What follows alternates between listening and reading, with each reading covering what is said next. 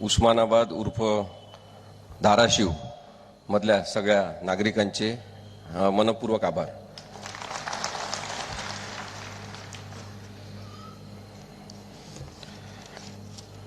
आता जे वर्णन त्यांनी केलं आपल्या इथल्या आमदारांचं आणि खासदारांचं, तो लढाऊ बाणा शिकवणाऱ्या या शाळेत उभं राहून आम्हाला बोलायला मिळतं याच्याबद्दल मी सर्वप्रथम समाधान व्यक्त करतो।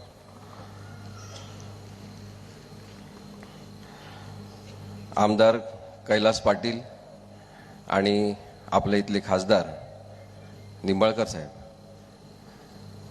यांनी खरं तर महाराष्ट्रासमोर एक उदाहरण घालून दिलेलं आहे आणि ओमराजे निंबाळकर साहेबांनी आणि त्यांनी जे उदाहरण घातलेलं आहे त्या शाळेमधून, ज्या शाळेमधून ते शिकून तयार झालेले आहेत, ते उदाहरण खूप तडफदार आहे। ज्यांचं शिक्षणाचं सर्टिफिकेट खोटं आहे त्यांना ते कळणार नाही आणि ज्यांनी पदव्या विकत घेतल्या त्यांनाही ते समजणार नाही।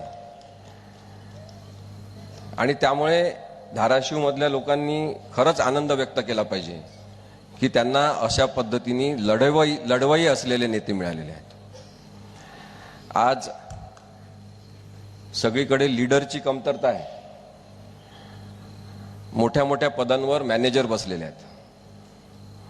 नरेंद्र मोदी, अमित शहा हे मॅनेजर्सचे लीडर आहेत, ते स्वतः खूप मोठे मॅनेजर आहेत आणि मॅनेजमेंट म्हणजेच राजकारण असते असा त्यांचा भ्रम झालेला आहे। तो भ्रम दूर करण्यासाठी आपण सगळेजण जमले।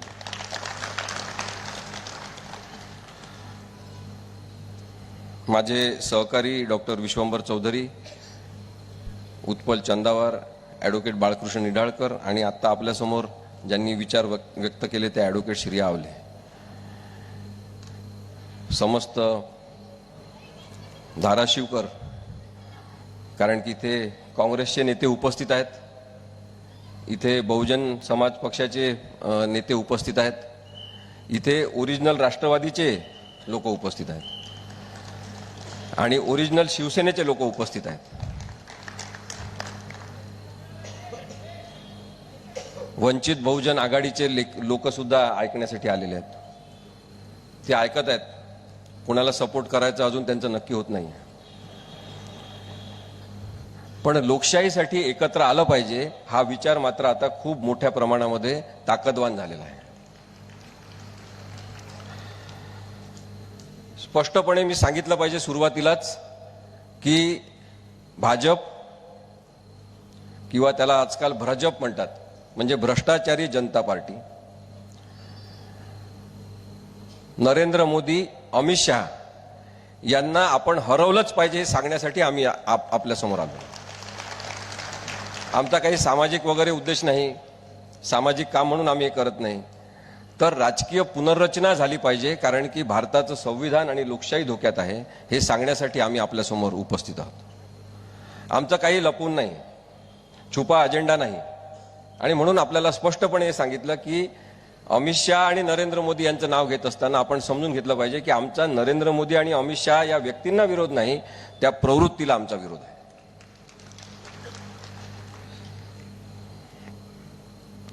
निर्भय बनो ही चळवळ निर्भय नागरिक बनवण्यामध्ये पुढाकार घेत आहे। निर्भय बनो या आदेश देण्यापासून तर निर्भय नागरिक तयार झालेले आहेत हे दाखवल्याचं प्रतीक म्हणून आज 50 सभांच्या वर सभा ज्या झालेल्या आहेत, तेव्हा आम्हाला दिसते की अनेक लोक निर्भय नागरिक म्हणून पुढे येण्यासाठी आता तयार आहेत आणि म्हणून या निर्भय बनो चळवळीचं आता रूपांतर निर्भय नागरिकांमध्ये झालेलं आहे।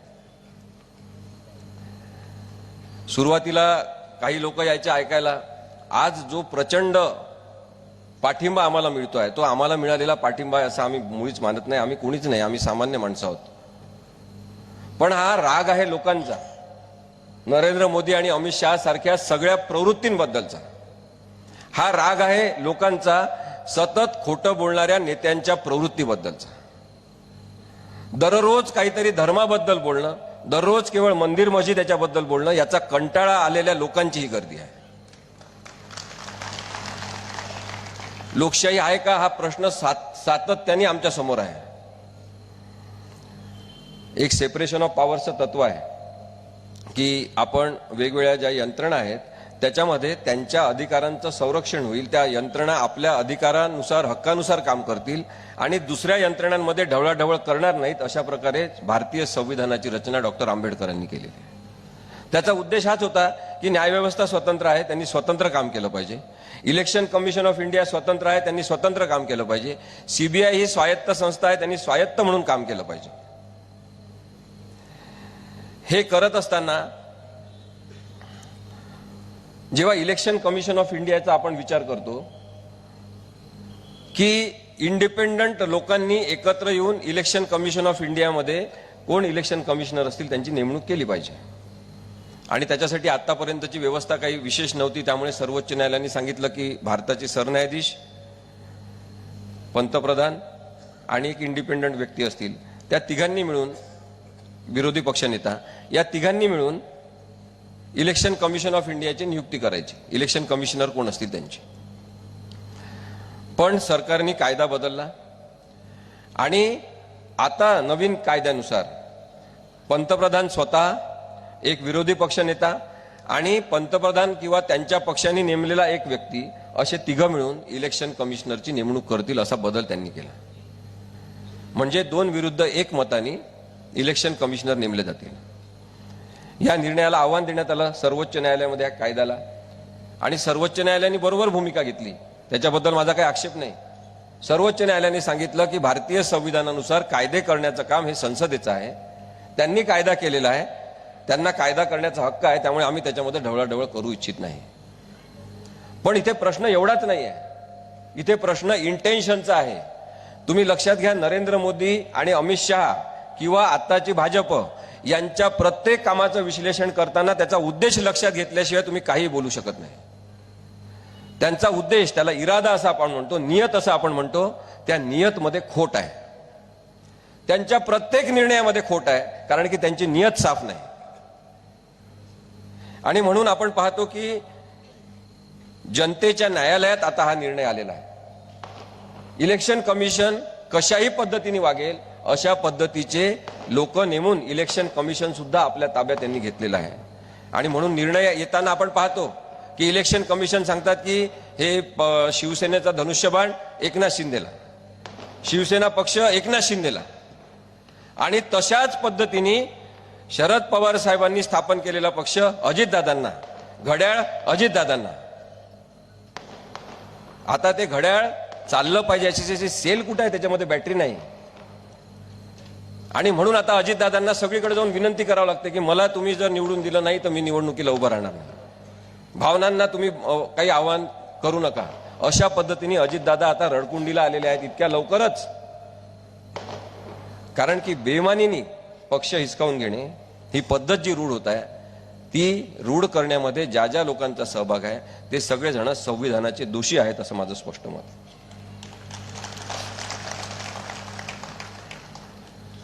देवेंद्र फडणवीस हे किंचाळणारे नेते, सतत आरडाओरडा करून बोलणे, अत्यंत बोरिंग पद्धतीने भाषण करणे,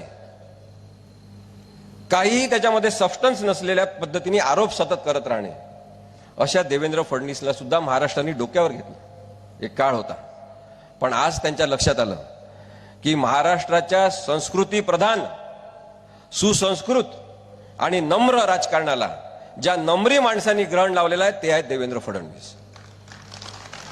महाराष्ट्राच्या राजकारणाला कीड लावणारे देवेंद्र फडणवीस आणि त्यांना साथ देणारे गुंड प्रवृत्तीचे लोक, यांना महाराष्ट्र माफ करणार नाही, अशी परिस्थिती आता मोठी ताकदवान पद्धतीने उभी राहिलेली आहे. नरेंद्र मोदींनी नुकतीच एक सभा घेतली यवतमाळला. त्या सभेसाठी त्यांनी खर्च केला जवळपास 13.5 कोटी रुपये. 13.5 कोटी रुपये खर्च करून जी सभा त्यांनी घेतली त्याची नंतर माहिती काढली असता असं समजते की साधारणतः 50 कोटी रुपयाचा खर्च आलेला आहे. छत्रपती शिवाजी महाराजांच्या नावाने ओळखल्या जाणाऱ्या या महाराष्ट्रातल्या सगळ्या जनतेने समजून घेतलं पाहिजे की छत्रपती शिवाजी महाराज जाणता राजा का होते, कारण जनतेचा पैसा जनतेसाठीच खर्च करायचा, एका पैशालाही हात लावायचा नाही, याच्याबद्दल कटाक्ष शिवाजी महाराजांचा होता. आणि आज जे शिवाजी महाराजांचं नाव घेणारे टुकार फुटकळ अशा स्वरूपाचे लोक आलेले आहेत, जे जनतेचा पैसा आपल्या राजकीय पक्षाच्या प्रचारासाठी केवळ वापरतात, त्यांना आपण आता विरोध केला पाहिजे. डॉक्टर बाबासाहेब आंबेडकरांनी घटना लिहित असताना सांगितलं की राजकीय पक्षांच्या माध्यमातून लोकशाही चालेल. अप्रत्यक्ष लोकशाहीचा प्रयोग आपण केलेला आहे, इनडायरेक्ट डेमोक्रेसीचा, की हे लोक आपले प्रतिनिधी म्हणून तिथे बसतील आणि जनताच राजा राहील. कारण की भारतीय संविधान लोकांनी लोकांप्रती लिहून लोकांनाच अर्पण केलेलं आहे आणि म्हणून लोकच महत्वाचे आहे, हे नेते महत्वाचे नाही. संविधानामध्ये अपेक्षित असलेली नम्रता आज पाहायला मिळाली इथे. कैलास पाटील आणि निंबाळकर साहेबांच्या रूपात ते इथं बसल्यात म्हणून मी त्यांची तारीफ करत नाही. एकदा मी मंत्रालयातून येत होतो आणि मला वाटते निंबाळकर साहेब आणि कैलास पाटील साहेब होते. मला रेल्वे स्टेशनवर जायचं होतं आणि त्यांनी लगेच त्यांची गाडी मला दिली. त्यांना ड्रायव्हरला सांगितलं की यांना रेल्वे स्टेशनवर सोडून द्या. ते दोघं पायी चालायला पण लागले. मी त्यांना म्हटलं असं करू नका. नाही, ते म्हणे तुम्ही जा, तुम्हाला सोडून येतील. हा जो मनाचा मोठेपणा आहे, साधेपणा आहे, सतत या साधेपणाचं कोणी नाटक करू शकत नाही, लक्षात घ्या. आणि म्हणून या साधेपणाला आपण मानलं पाहिजे. याच्यामध्ये जी सत्यता आहे ती आपण तपासली पाहिजे, बघितली पाहिजे. आणि मला असं वाटते की अशा मूलभूत लोकांच्या सोबत राजकारण वाढू शकते, ते प्रामाणिकपणे उभं राहू शकते आणि भारतीय संविधानाचा आदर करणारं राजकारण निर्माण होऊ शकते, ज्याच्यामध्ये आज अडथळा निर्माण झालेला आहे. आणि त्यासाठी मी मगाशी पण सांगितलं, देवेंद्र फडणवीस हा एकमेव व्यक्ती जबाबदार आहे. यवतमाळच्या सभेला जेव्हा 13.5-15 कोटी रुपये खर्च होतात आणि प्रत्यक्ष मात्र 50 कोटी खर्च होतात, तेव्हा मी जे आपल्याला सांगत होतो छत्रपती शिवाजी महाराजांचं उदाहरण देऊन, की छत्रपती शिवाजी महाराज जर आज असते तर त्यांनी नरेंद्र मोदींचा कडेलोट केला असता.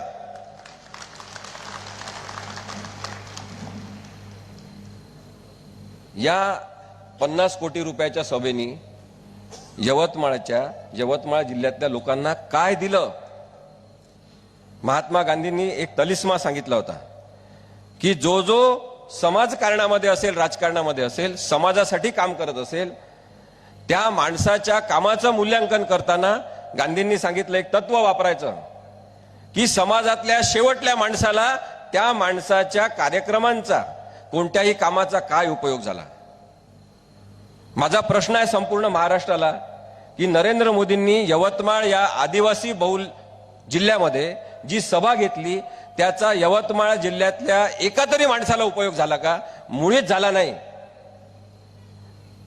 आणि त्यामुळे त्यांनी जो जनतेचा पैसा वाया घालवलेला आहे, ती त्यांची वाईट सवय आहे, वाईट प्रवृत्ती आहे. त्यांच्या सगळ्या सभांमध्ये तुम्ही पहा, ते केवळ भाजपचा प्रचार करण्यासाठी सभा घेतात. जनतेच्या पैशातून जनतेच्या कामांचं, विकास कामांचं उद्घाटन करा तुम्ही, त्याच्याबद्दल तुम्ही सांगा जरूर, परंतु राजकीय पक्षाचा अजेंडा ठेवून जनतेचा पैसा खर्च करून केवळ राजकीय पक्ष वाढवायचा या उद्देशाने काम करणाऱ्या लोकांची आता आपल्याला शिसारी आली पाहिजे. आपल्याला वाईट वाटलं पाहिजे की अशा लोकांना आपण निवडून दिलेलं आहे. आणि म्हणून मला असं वाटतं की जे मूलभूत प्रश्न आहेत त्यांच्याबद्दल बोलणारे लोक हे महत्वाचे मानले पाहिजे. मी काही खूप वेगळ्या गोष्टी, महत्वाच्या गोष्टी आपल्यासमोर मांडणार आहे. बीजेपीने जो घोडा बाजार भारतामध्ये, महाराष्ट्रामध्ये सुरू केलेला विशेषतः, याला कारण आहे की 400 पार असं जरी यांची घोषणा असली तरी हे आतून घाबरलेले आहेत. यांचं सरकार आता येऊ शकणार नाही हे यांना माहीत झालेलं आहे. बिहार, कर्नाटक, पश्चिम बंगाल आणि महाराष्ट्रावर यांचं लक्ष आहे. आणि ते लक्ष याच्यासाठी आहे की इथले प्रादेशिक पक्ष स्ट्रॉंग आहेत या चारही राज्यांमधले. आणि म्हणून काँग्रेससह प्रादेशिक पक्ष जिथे स्ट्रॉंग आहेत तिथे यांनी प्रादेशिक पक्ष फोडण्यावर जास्त भर दिलेला आहे. आणि म्हणून आपण पाहतो की महाराष्ट्रामध्ये सगळ्यात प्रादेशिक पक्ष म्हणून स्ट्रॉंग असलेली शिवसेना यांनी पहिले फोडली. त्यानंतर यांनी लक्ष दिलं राष्ट्रवादीकडे आणि राष्ट्रवादी यांनी फोडली. जशा जशा निवडणुका जवळ येतील आपल्याला दिसेल की अनेक राजकीय पक्ष फोडले जात आहेत. हा बीजेपीद्वारे जो घोडा बाजार झालेला आहे, शिवसेना फोडत असताना एकनाथ शिंदे काही आमदारांना घेऊन पळून गेले गुवाहाटीला. मी आपल्याला एक अत्यंत महत्वाची माहिती म्हणून हे सांगतोय, जी माहिती पुढे आलेली नाही आतापर्यंत. गुवाहाटीच्या हॉटेलमध्ये एक आमदार पळून गेले. 8 किलोमीटर गेल्यावर त्यांना पकडून आणण्यात आलं आणि त्यांना त्या गुवाहाटीच्या हॉटेलमध्ये प्रचंड मारहाण करण्यात आली. त्यानंतर आणखी एका आमदाराला मारहाण करण्यात आली. त्या 2 आमदारांना कोणी मारहाण केली हा प्रश्न पत्रकारांसाठी आहे, शोधावं त्यांनी. गुवाहाटीमध्ये ज्या हॉटेलमध्ये थांबले होते तेव्हा कोणालाही, इतर ग्राहकांना, इतर कस्टमरला तिथे परवानगी नव्हती. परंतु स्पाइस जेट आणि इंडिगो या 2 एअर कंपन्यांनी आपले काही रूम्स बुक केलेल्या होत्या आधीपासून. त्यांच्याशी त्यांचा वर्षाचा कॉन्ट्रॅक्ट झालेला होता, जिथे वरच्या मजल्यावर काही एअर होस्टेसेस राहत होत्या. माझा प्रश्न आहे की त्या हॉटेलमधल्या लिफ्टमध्ये एअर होस्टेसच्या छातीवर हात कोणी नेले? एअर होस्टेसचा विनयभंग करण्याचा आणि लैंगिक अत्याचार करण्याचा प्रयत्न कोणी केला? महाराष्ट्राने शोधलं पाहिजे. यांचं खरं चारित्र्य आपल्या समोर येईल. दारूच्या नशेत झिंगत असलेले हे नेते आज जरी मोठ्या मोठ्या मंत्रिपदावर बसलेले असले तरी हा पैशाचा खेळ आता महाराष्ट्रात चालू द्यायचा नाही. सतत या प्रश्नांची, आपण या 2 प्रश्नांची जर आपण मागोवा घेण्याचा प्रयत्न केला तर आज ज्या खुर्च्यांवर हे बसलेल्या त्या खुर्च्या हल्ल्याशिवाय राहणार नाही. मी आपल्याला सांगतो, ईडीचा वापर यांनी सातत्याने बेकार पद्धतीने केलेला, अत्यंत वाईट पद्धतीने, निर्दयी पद्धतीने ईडीचा वापर केलेला आहे. कन्व्हिक्शन रेट आपण पहा, आम्ही तो प्रत्येक सभेमध्ये सांगत असतो 0.05% एवढाच कन्व्हिक्शन रेट ईडीच्या केसेसचा आहे. मी तर आपल्याला ईडीच्या केसेसच्या अनेक उदाहरणं देऊ शकेन, काही केसेस मी स्वतः हाताळलेल्या असल्यामुळे. सीबीआयच्या 95% केसेस या केवळ विरोधी पक्ष नेत्यांवर झालेल्या आहेत. जी यंत्रणा यांना मिळेल त्याचा दबाव निर्माण करून यांनी राजकारण जे निर्माण करण्याचा प्रयत्न केलेला आहे ते नासलेलं राजकारण. आणि त्याचे बळी महाराष्ट्रातले 2 नावं मी सांगतो, अनेक जण आहेत. अनिल देशमुख, ज्यांच्यावर 100 कोटी रुपयाच्या भ्रष्टाचाराचा आरोप झाला, जेलमध्ये ठेवण्यात आलं. आणि जेव्हा सिद्धच झालं नाही काही आणि कोर्टामध्ये शेवटी मुद्दा आला की काहीतरी पुरावा द्या यांच्याबद्दलचा, यांनी भ्रष्टाचार केल्याचा, तेव्हा सांगितलं की काहीतरी 1000 कोटीचाच, आपलं 1.75 कोटीचाच घोटाळा आहे. त्याची तरी माहिती द्या असं सांगितल्यावर त्याची सुद्धा माहिती देण्यात आली नाही. शेवटी अनिल देशमुखांना जामीन मिळाला. दुसरे आहेत शिवसेनेचे संजय राऊत, ज्यांच्यावर अशाच पद्धतीने केस टाकण्यात आली, त्यांना जेलमध्ये डांबण्यात आलं आणि नंतर काही दिवसांनी त्यांचा जामीन झाला, काही महिन्यांनी जामीन झाला. माझा मुद्दा हा आहे की आपण कायद्याचा इंडिपेंडन्स जो तयार केलेला आहे आणि कायद्याचं तत्व जे तयार केलेलं आहे त्याच्यामध्ये स्पष्टपणे सांगितलं, इथे अनेक वकील हजर आहेत, त्यांनी जरूर याच्याबद्दल बोलावं, की जोपर्यंत एखाद्यावर गुन्हा सिद्ध होत नाही तो माणूस गुन्हेगार आहे असं आपण त्याला म्हणत नाही.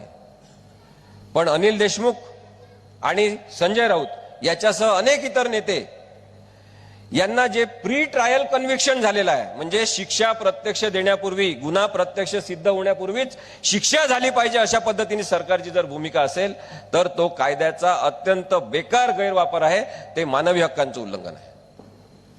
माझं स्पष्ट म्हणणं आहे, आमचं सगळ्यांचं म्हणणं आहे की जे भ्रष्टाचारी असतील त्यांना शिक्षा झाली पाहिजे, पण शिक्षा ही कायद्याच्या प्रक्रियेनुसार झाली पाहिजे. तुम्ही शिक्षा द्यायची नाही. जर आम्हाला असं कळत असेल की तेव्हाचे गृहमंत्री यांनी सांगितलं असेल की मुद्दाम अनिल देशमुखांना कसाबच्या बॅरकमध्ये ठेवा, मुद्दाम हे लाईट असे फ्लड लाईट सुरू करून ठेवा, त्यांना झोप आली नाही पाहिजे, त्यांचं डोकं दुखलं पाहिजे, त्यांचे डोळे खराब झाले पाहिजे, हा निर्दयीपणा आहे. कायद्याचा असा वापर जेव्हा होत असतो तेव्हा आपण नागरिकांनी आता उठून उभं राहिलं पाहिजे, सांगितलं पाहिजे की सगळ्या भ्रष्टाचारी लोकांना शिक्षा द्या, पण तुम्ही स्वतः शिक्षा देण्याचे अधिकार आपल्या हातात घेऊ शकत नाही. दिल्ली सारख्या केंद्रशासित प्रदेशांमध्ये एक प्रयोग सुरू झालेला आहे. यांनी काही जणांना वचनं दिलेली आहेत, नरेंद्र मोदी आणि अमित शहांनी, की तुम्ही आम्हाला तुमच्या राज्यातून खासदारकीच्या सीट निवडून द्या, राज्य तुम्ही सांभाळा, तुमचाच पक्ष राज्यामध्ये सांभाळा, तुम्हीच मुख्यमंत्री करा, आम्ही त्याला सगळा सपोर्ट करू, असे वचन ते देत आहेत. याच्या मागे जे षडयंत्र आहे ते आपण समजून घेतलं पाहिजे.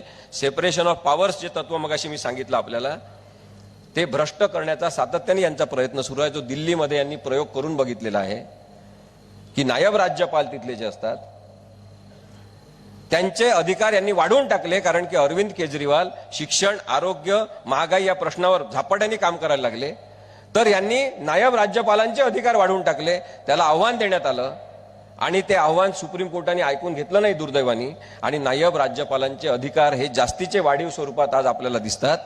याचाच अर्थ तुम्ही मुख्यमंत्री कोणी व्हा, आम्ही राज्यपालांच्या किंवा नायब राज्यपालांच्या तर्फे आमचं राज्य चालू. हा जो अरेरावीचा प्रकार आहे तो लोकशाहीला मारक आहे, लोकशाहीला तसं मान्य नाही. राज्यपालांनी राजकारण करण्याचा जो प्रकार महाराष्ट्रामध्ये भगतसिंग कोश्यारी या अत्यंत उद्धट माणसाने आणलेला आहे तो आता सगळीकडे प्रचलित होत आहे. कदाचित भगतसिंग कोश्यारीला यांनी सांगूनच पाठवलं होतं की असंच उद्धट राजकारण, लोकशाही विरोधी, संविधानाचा अपमान करणारं राजकारण करायचं. शिवसेनेच्या त्या जनता न्यायालयामध्ये मी यांना काहीतरी फालतू असा शब्द वापरला तर लगेच पाळीव काही जण लोक माझ्या अंगावर आले. फालतू हा शब्द गव्हर्नर बद्दल कसा वापरला? शब्द चांगला वापरून सुद्धा मी बोलू शकतो. त्या दिवशी कदाचित उत्साहाच्या भरात मी बोललो असेल, परंतु हा माणूस त्याच लायकीचा आहे. भगतसिंग कोश्यारी यांनी महात्मा फुले बद्दल अनुद्गार काढले, यांनी छत्रपती शिवाजी महाराजांबद्दल चुकीचे वक्तव्य केले, आणि तरी त्याची पाठराखण करणारे जे महाराष्ट्रातलं भाजप सरकार आहे त्याच्यावर आपण आक्षेपच घ्यायचा नाही. ज्या पद्धतीने यांनी राज्यपालांचा वापर करून राजकारण करण्याचा प्रयत्न केलेला आहे हा आपल्या लक्षात आला पाहिजे, एवढंच मला जनतेसमोर मांडायचं आहे. मोदींच्या जाहिरातीवर सातत्याने प्रचंड खर्च सरकारी तिजोरीतून होत आहे. आतापर्यंतच्या आकडेवारीनुसार साधारणतः 3000 कोटी रुपये नरेंद्र मोदींनी स्वतःच्या जाहिरातींवर केलेले आहेत. एक मुलगा विचारत होता पेट्रोल पंपावर हे या काकांचा फोटो का आहे, तर त्याचे वडील त्याला सांगायला लागले की हा तोच माणूस आहे ज्यांनी पेट्रोलचे भाव खूप जास्त वाढवले.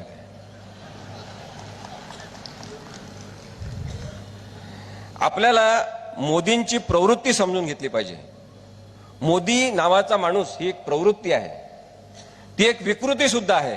आणि म्हणून माणूस म्हणून याचं अनालिसिस या माणसाचं आपण केलं तर आपल्याला दिसेल की हे स्वतःवर अत्यंत खुश असलेला, स्वतःवरच प्रेम करणारा, काही धर्मांचा प्रचंड द्वेष करणारा, खुनशी स्वरूपाचा हिंसक प्रवृत्ती डोक्यात असलेला हा माणूस आहे. आणि त्यामुळे जाहिरातीतून हे सतत पुढे येण्याचा प्रयत्न करतात, कारण की यांना झोप लागत नाही. यांना असं वाटतं की मी आज काहीतरी केलं नाही तर मला लोक विसरून जातील, माझा दबदबा कमी होऊन जाईल. ज्या ज्या राजकीय नेत्यांना असं वाटते ते खरं तर अत्यंत टुकार दर्जाचे लोक असतात. मगाशी मी खासदार साहेबांशी बोलत होतो, ते सांगत होते की किती शांतपणे ते झोपतात. महाराष्ट्रात आम्ही तर सगळीकडे सांगतोय साहेब की आपल्याला आता जसं नरेंद्र मोदी सांगतात की मी दिवस रात्र लोकांसाठी काम करतो, मी झोपतच नाही, कमीत कमी झोपतो. माझं स्पष्ट म्हणणं आहे आमच्या या मंचावरून की यानंतर निवड करताना नैसर्गिकपणे रात्री झोपणारा नेता निवडा. जो पूर्ण वेळ झोपत नाही त्याचं मानसिक संतुलन बिघडते, तो माणूस चिडचिडा होतो, तो माणूस हिंसक होतो, तो माणूस रागीट होतो, कारण का त्याची झोप झालेली नसते. नरेंद्र मोदींना पत्र लिहा सगळ्या जनतेने की तुम्ही झोपत जा, काही गरज नाही एवढं काम करण्याची. आणि जे काही काम केलं ते आम्ही पाहिलेलं आहे 10 वर्षात. तुम्ही चुकीचंच काम करता कारण की तुम्ही झोपले नाही. आता आपल्याला ते झोपवत आहेत. लोकशाहीला झोपत असलेल्या या माणसाला आता घरी पाठवा. जाहिराती माध्यमांना दिल्या जातात खूप मोठ्या प्रमाणामध्ये, कारण की जाहिराती देणं आणि जाहिराती देऊन माध्यमांवर दबाव आणणं हे तंत्र आहे. सरकारची खरं तर पॉलिसी आहे की लहान लहान न्यूजपेपर, लहान लहान माध्यमं जगले पाहिजे, त्यांना सुद्धा जाहिराती दिल्या पाहिजे, हे धोरण आहे. या धोरणाचा गैरवापर यांनी कसा केला हे जर आपण पाहिलं तर आता आपल्याला दिसते की अनेक माध्यमं, न्यूजपेपर यांनी विकत घेऊन टाकलेले आहे आणि त्यांच्यावर दबाव आणलेला आहे. आमचं हे स्पष्ट म्हणणं आहे की पत्रकारांना सगळं दिसतंय. ग्रामीण भागातले पत्रकार, जिल्हा पातळीवरचे पत्रकार सगळं बघत आहेत, त्यांना सगळं समजते, कारण की लोकांशी प्रत्यक्ष भेटणारा हा घटक आहे. पत्रकार हे लोकशाहीचे डोळे आहेत, यांना सगळं माहिती आहे. यांचे मालक विकले गेलेले आहेत काही जणांचे, आणि त्यामुळे बरेचदा ते बातम्या, त्यांच्या पाठवलेल्या बातम्या सुद्धा छापून येत नाही. त्यामुळे पत्रकारांवर मुळीच राग व्यक्त करू नका. राग व्यक्त करायचा असेल तर नरेंद्र मोदी आणि अमित शहा या प्रवृत्तीवर करा, ज्यांनी लोकशाहीचा हा चौथा स्तंभ माध्यम आणि पत्रकारिता खिळखिळे करून टाकलेला आहे. आयुष योजना यांनी आणली, ते असे दाखवतात पोस्टर, म्हणजे असा मार्केटिंग करणारा पंतप्रधान पहिलेच पाहिला आपण. जेव्हा 2014 मध्ये निवडून आले तेव्हा यांनी जिओची जाहिरात केली होती, आपल्याला आठवत असेल.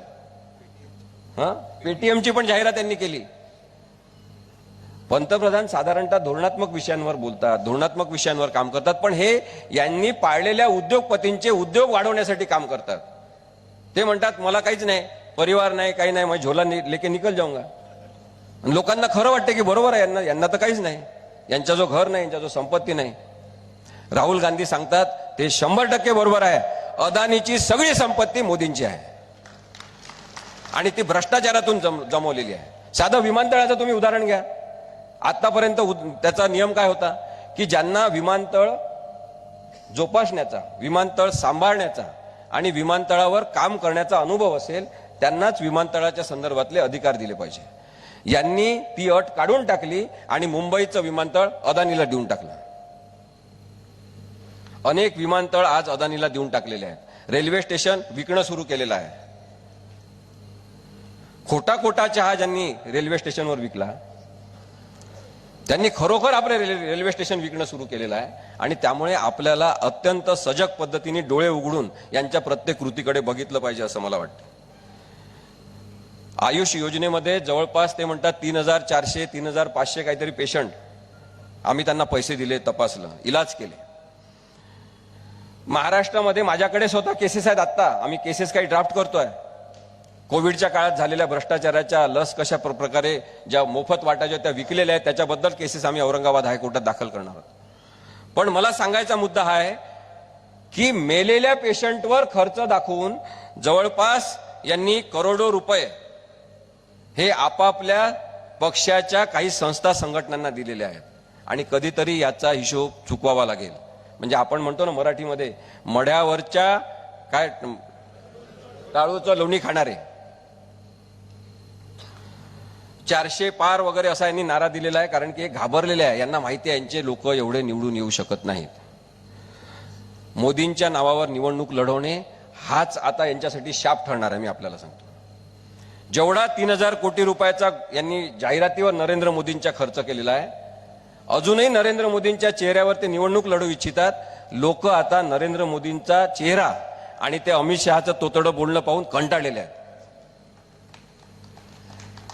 मोदींचीच प्रतिमा आता यांच्या अंगावर येणार आहे आणि नरेंद्र मोदींना जेवढे दाखवतील तेवढे लोक आता यांना रिजेक्ट करणार आहेत.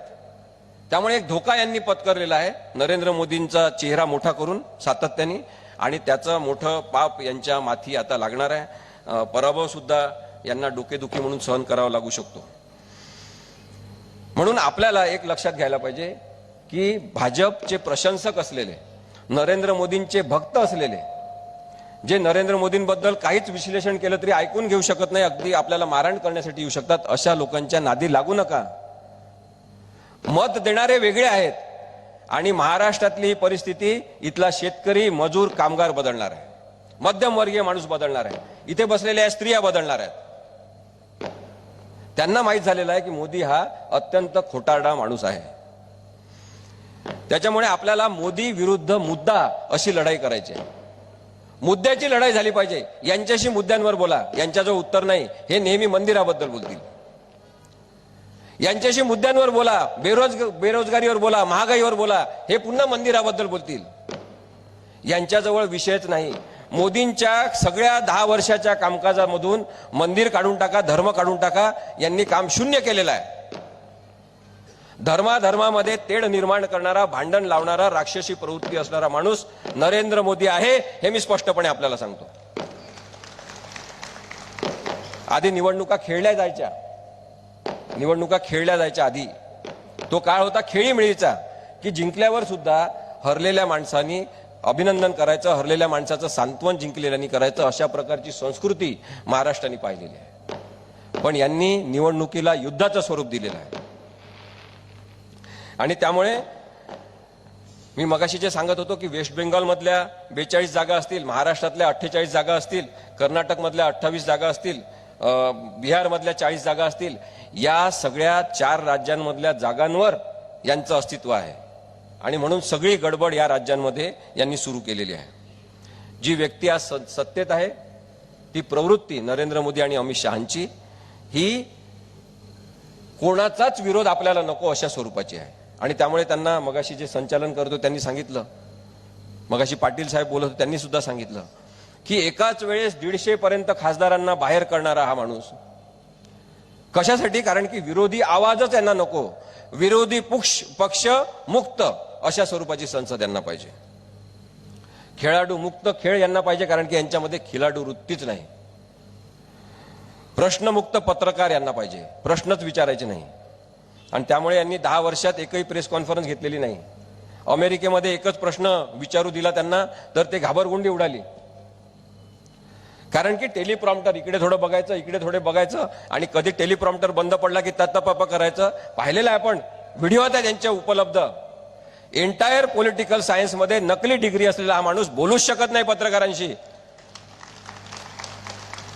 बाकीचे सगळे पत्रकार जाऊ द्या, उस्मानाबाद मधल्या काही तटस्थ माध्यमातील आणि पत्रकारांना नरेंद्र मोदीला बोलवून उत्तर द्यायला सांगा, देऊ शकतात का बघा. आणि म्हणून मला असं वाटते की आपल्याला जर यांनी हे युद्ध सुरू केलं असेल तर ही लढाई आपल्याला लोकशाहीची म्हणून लढली पाहिजे. हे सिनेमे काढतात, बेकार सिनेमे, बोगस सिनेमे, खोटारडेपणावर आधारित सिनेमे. 370 नावाचा सिनेमा मी अजून पाहिलेला नाही, तर ट्रेलर पाहिलं मी, पण आपल्याला मी नक्की सांगू शकतो की हा बोगसपणावर आधारित सिनेमा आहे. कोणत्या कोणत्या फाईल्सची नावं देऊन हे सिनेमे काढतात. लव जिहाद बद्दल यांचे पाळीव पत्रकार 4 जण, ते कोणते, आजतक, मला वाटतं इंडिया टुडे आणि नवभारत आणि कोणते तरी आणखी एक चॅनल आहे, जी न्यूज, रिपब्लिक नाही, रिपब्लिक याच्यामध्ये नाही, पण 4 इतर चॅनलवर सर्वोच्च न्यायालयाने सुद्धा ताशेरे ओढले. आणि एवढंच नाही तर त्यांची जी ॲपेक्स संस्था आहे ब्रॉडकास्टिंग असोसिएशनची, त्यांनी यांना दंड ठोठावला आणि यांना सांगितलं की तुम्ही प्रत्येक निधर्मी विवाह किंवा धर्माधर्मामध्ये, म्हणजे मुस्लिम हिंदू, हिंदू ख्रिश्चन अशा धर्मांमध्ये होणाऱ्या विवाहांना तुम्ही प्रत्येक विवाहाला लव जिहाद म्हणू शकत नाही. आणि तुम्ही निराधार स्वरूपाच्या, तथ्य न तपासता, वस्तुस्थितीला धरून नसलेल्या बातम्या दाखवलेल्या आहे, याच्याबद्दल यांना दंड सुद्धा ठोठावलेला आहे. आणि तो सुधीर चौधरी, आपले विश्वंभर चौधरी चांगले आहेत, तो सुधीर चौधरी हा वाया गेलेला पत्रकार आहे. अमिश काय त्याचं नाव, देवगण, आणि अजून 2-3 जण, हे विषारी पत्रकार नरेंद्र मोदी आणि अमित शहा प्रवृत्तीची देणगी आहे भारताला, ज्यांनी माध्यम व्यवस्था पोखरून काढलेली आहे. यांच्या चॅनलवर बंदी घाला, बघूच नका. नरेंद्र मोदी आणि अमित शहा यांच्यावर त्याच्यामुळेच आमचं एक आरोपपत्र आहे या जनतेच्या न्यायालयामध्ये. हमारा आरोप है, आमचं हे आरोपपत्र आहे या दोघांवर, ज्यांनी लोकशाहीची तब्येत आणि प्रकृती ढासळून टाकलेली आहे. की लोकशाहीला स्वैराचारात ढासळून हुकुमशाहीकडे तुम्ही वाटचाल करतात. आमचा आरोप आहे नरेंद्र मोदी आणि अमित शहांवर की गुन्हेगारी, बलात्कारी आणि भ्रष्ट नेत्यांनी भरलेलं राजकारण यांनी तयार केलेलं आहे. नारायण राणेंपासून कृपाशंकर सिंग पर्यंत आणि अनेक लोक भ्रष्ट राजकारणी आज सगळेजण भाजपमध्ये आहेत किंवा भाजपला सपोर्ट करतात. एकनाथ शिंदे सकट सगळे. काही जणांच्या हातात संपत्ती तुम्ही केंद्रित करून नवीनच एक हुकुमशाही आर्थिक स्वरूपाची तयार केली, असा आमचा तुमच्यावर आरोप आहे. आमचा तुमच्यावर आरोप आहे की घराणेशाहीच्या विरोधात तुम्ही बोलता, पण तुम्हीच घराणेशाहीचं राजकारण सुरू केलेलं आहे. आमचा आरोप आहे नरेंद्र मोदी आणि अमित शहांवर की त्यांनी पाळीव अभिनेत्यांना आणि अभिनेत्रींना घेऊन खोटे चुकीचे दिशाभूल करणारे सिनेमे काढणं सुरू केलेलं आहे. अनियोजित स्वरूपाची नोटबंदी करून त्यांनी गरिबांना आणखी गरीब आणि मध्यमवर्गीयांना आणखी मध्यमवर्गीयांमध्ये ढकलून दिलेला आहे. द्वेषयुक्त भाषणांमध्ये नरेंद्र मोदी आणि अमित शहा आल्यानंतर वाढ झालेली आहे. महाराष्ट्रातला प्रत्येक नेता द्वेषमुक्त पद्धतीने बोलू शकत नाही आणि द्वेषपूर्ण पद्धतीने सगळेजण एकमेकांबद्दल बोलतात. याला सुद्धा हेच दोघं आणि महाराष्ट्रामध्ये देवेंद्र फडणवीस कारणीभूत आहे. आमचा आरोप आहे की लिंचिंग म्हणजे निवडून निवडून काही धर्माच्या आणि जातीच्या लोकांना मारण्याचा जो उपक्रम यांनी सुरू केलेला आहे, याच्यासाठी हे राक्षसी प्रवृत्तीचे लोक आहेत, असा आमचा स्पष्ट आरोप आहे. आमचा आरोप आहे की देशातील स्वतंत्र भारतातील पहिला दहशतवादी नथुराम गोडसे याचे हे गोडवे खातात आणि हे त्याचेच भक्त आहेत. आम्हाला फार आनंद झाला होता भारतातल्या सगळ्या लोकांना, जे नरेंद्र मोदींना मानत नव्हते त्याच्याकडे तटस्थपणे बघत होते, ते सुद्धा लोक भावूक झाले ज्या दिवशी नरेंद्र मोदी पंतप्रधान म्हणून संसदेच्या पायऱ्यांवर गेले आणि पायऱ्यांच्या तिथे डोकं टेकून संसदेमध्ये प्रवेश केला. आपल्याला क्या बढिया आदमी आहे. संसदेबद्दल केवढं प्रेम, लोकशाहीबद्दल केवढं प्रेम, पायरीवर डोकं घासून हा माणूस संसदेमध्ये प्रवेश करतो. नंतर आमच्या लक्षात आलं, कालांतराने आमच्या लक्षात आलं की यांचा पूर्वज त्याच प्रवृत्तीचा एक माणूस, त्यांनी सुद्धा महात्मा गांधींना आधी पाया पडला होता, नंतर गोळ्या घातल्या होत्या. त्यामुळे माझं स्पष्ट म्हणणं आहे की नरेंद्र मोदी या स्वतःमध्ये आत्मकेंद्रित आत्ममग्न असलेल्या माणसाला, मानसिक असंतुलन असलेल्या माणसाला आता आपण राजकारणातून हद्दपार केलं पाहिजे. ट्रेनमध्ये शूटिंग करतात, समुद्रात शूटिंग करतात, जिथं कोणी नसेल तिथे सुद्धा असं असं हात हलवत शूटिंग करतात. आमचा आरोप आहे यांच्यावर की तुम्ही नाटकीपणा करता. महिला कुस्तीपटूंचा तुम्ही अपमान केला, स्त्रीबद्दल तुमची संवेदनशीलता शून्य आहे, असा आमचा तुमच्या दोघांवरही आरोप आहे. अमित शहांवर आमचा आरोप आहे की घराणेशाहीबद्दल बोलतात आणि क्रिकेटचा क सुद्धा येत नसलेल्या ततपप करत बोलणाऱ्या आपल्या अडाणी मुलाला बीसीसीआयचा अध्यक्ष केलेला आहे. शेतकरी आंदोलनाला यांनी देशद्रोही ठरवलं आणि अनेक शेतकऱ्यांच्या हत्या करण्यासाठी नरेंद्र मोदी आणि अमित शहा जबाबदार आहेत. वाईट प्रकारचे कृषी कायदे यांनी आणले. जेव्हा शेतकऱ्यांचं आंदोलन झालं, त्यांनी मागण्या केल्या की बदला हे सगळं, तरी त्यांनी बदललं नाही आणि शेवटी 700 जवळपास शेतकऱ्यांच्या मृत्यूनंतर हे कृषी कायदे यांनी परत घेतले. अत्यंत बेजबाबदार वर्तन आहे. भगवान श्रीरामाचं अपहरण करून जणू काही भगवान श्रीरामाची आपण खरेदीच केलेली आहे अशा थाटात वावरणं हा तुमचा गुन्हा आहे, असा तुमच्यावर आरोप आहे. भगवान राम हा सगळ्यांचा आहे, हिंदूंचा आहे, मुस्लिमांचा आहे, भारतातील प्रत्येकाचा आहे. पण जो अत्यंत साधेपणाने आम्ही रामराम करत पुढे जायचो, हिंदू मुस्लिम कोणी असो तो, त्यांना तुम्ही जय श्रीराम अशी घोषणा देऊन जे धार्मिकीकरण आणि विद्रुपीकरण त्याचं केलं आहे, त्याला आमचा विरोध आहे. माध्यमांशी तुम्ही शून्य संवाद केलेला आहे. सातत्याने जनतेसमोर तुम्ही खोटं बोललेले आहात. ते खोटे कोणते बोलले आता मी ते पुन्हा सांगत नाही. विश्वंभर चौधरी माझे मित्र त्याच्याबद्दल बोलतील.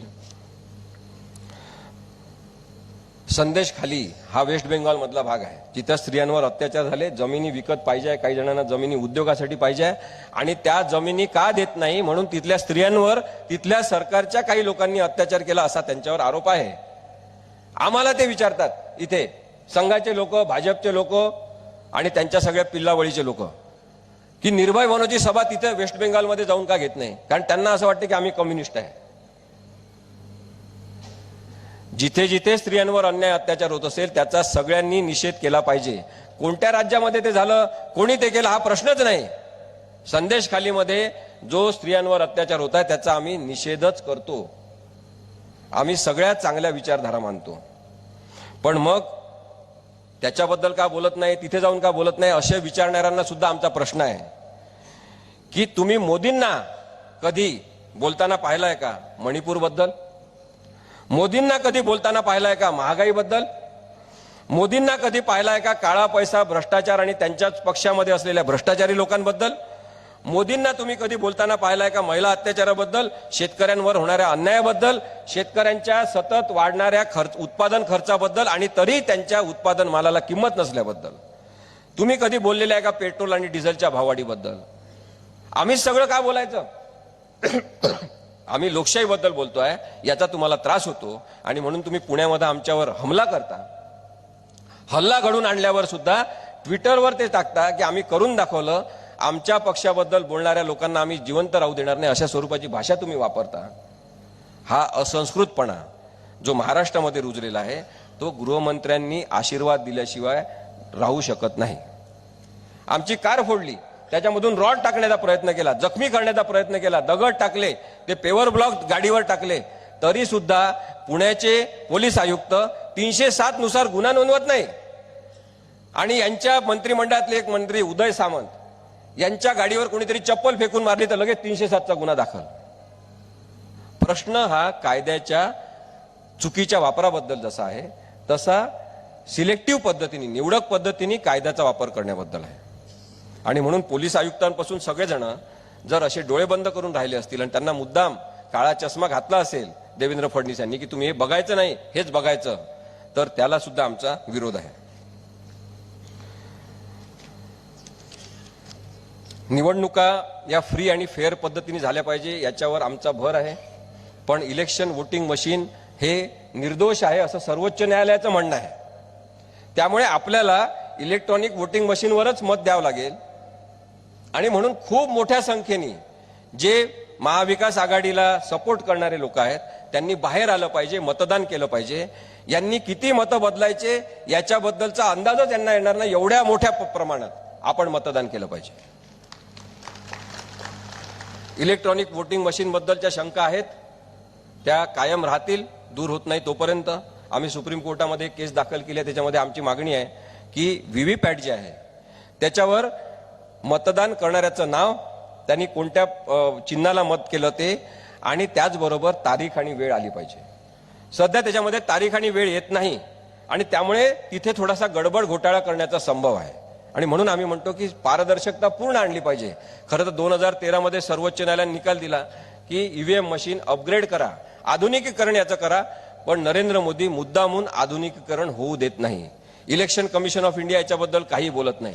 आता दुसरा मुद्दा याच्यातला एक महत्वाचा आहे की ईव्हीएम मशीन तयार करणारी BEL नावाची जी कंपनी आहे, भारत इलेक्ट्रॉनिक्स लिमिटेड, या भारत इलेक्ट्रॉनिक्स लिमिटेड मधले 4 संचालक हे भाजपचे सदस्य आहेत. आणि म्हणून सुद्धा आपल्या शंका या महत्वाच्या आहेत.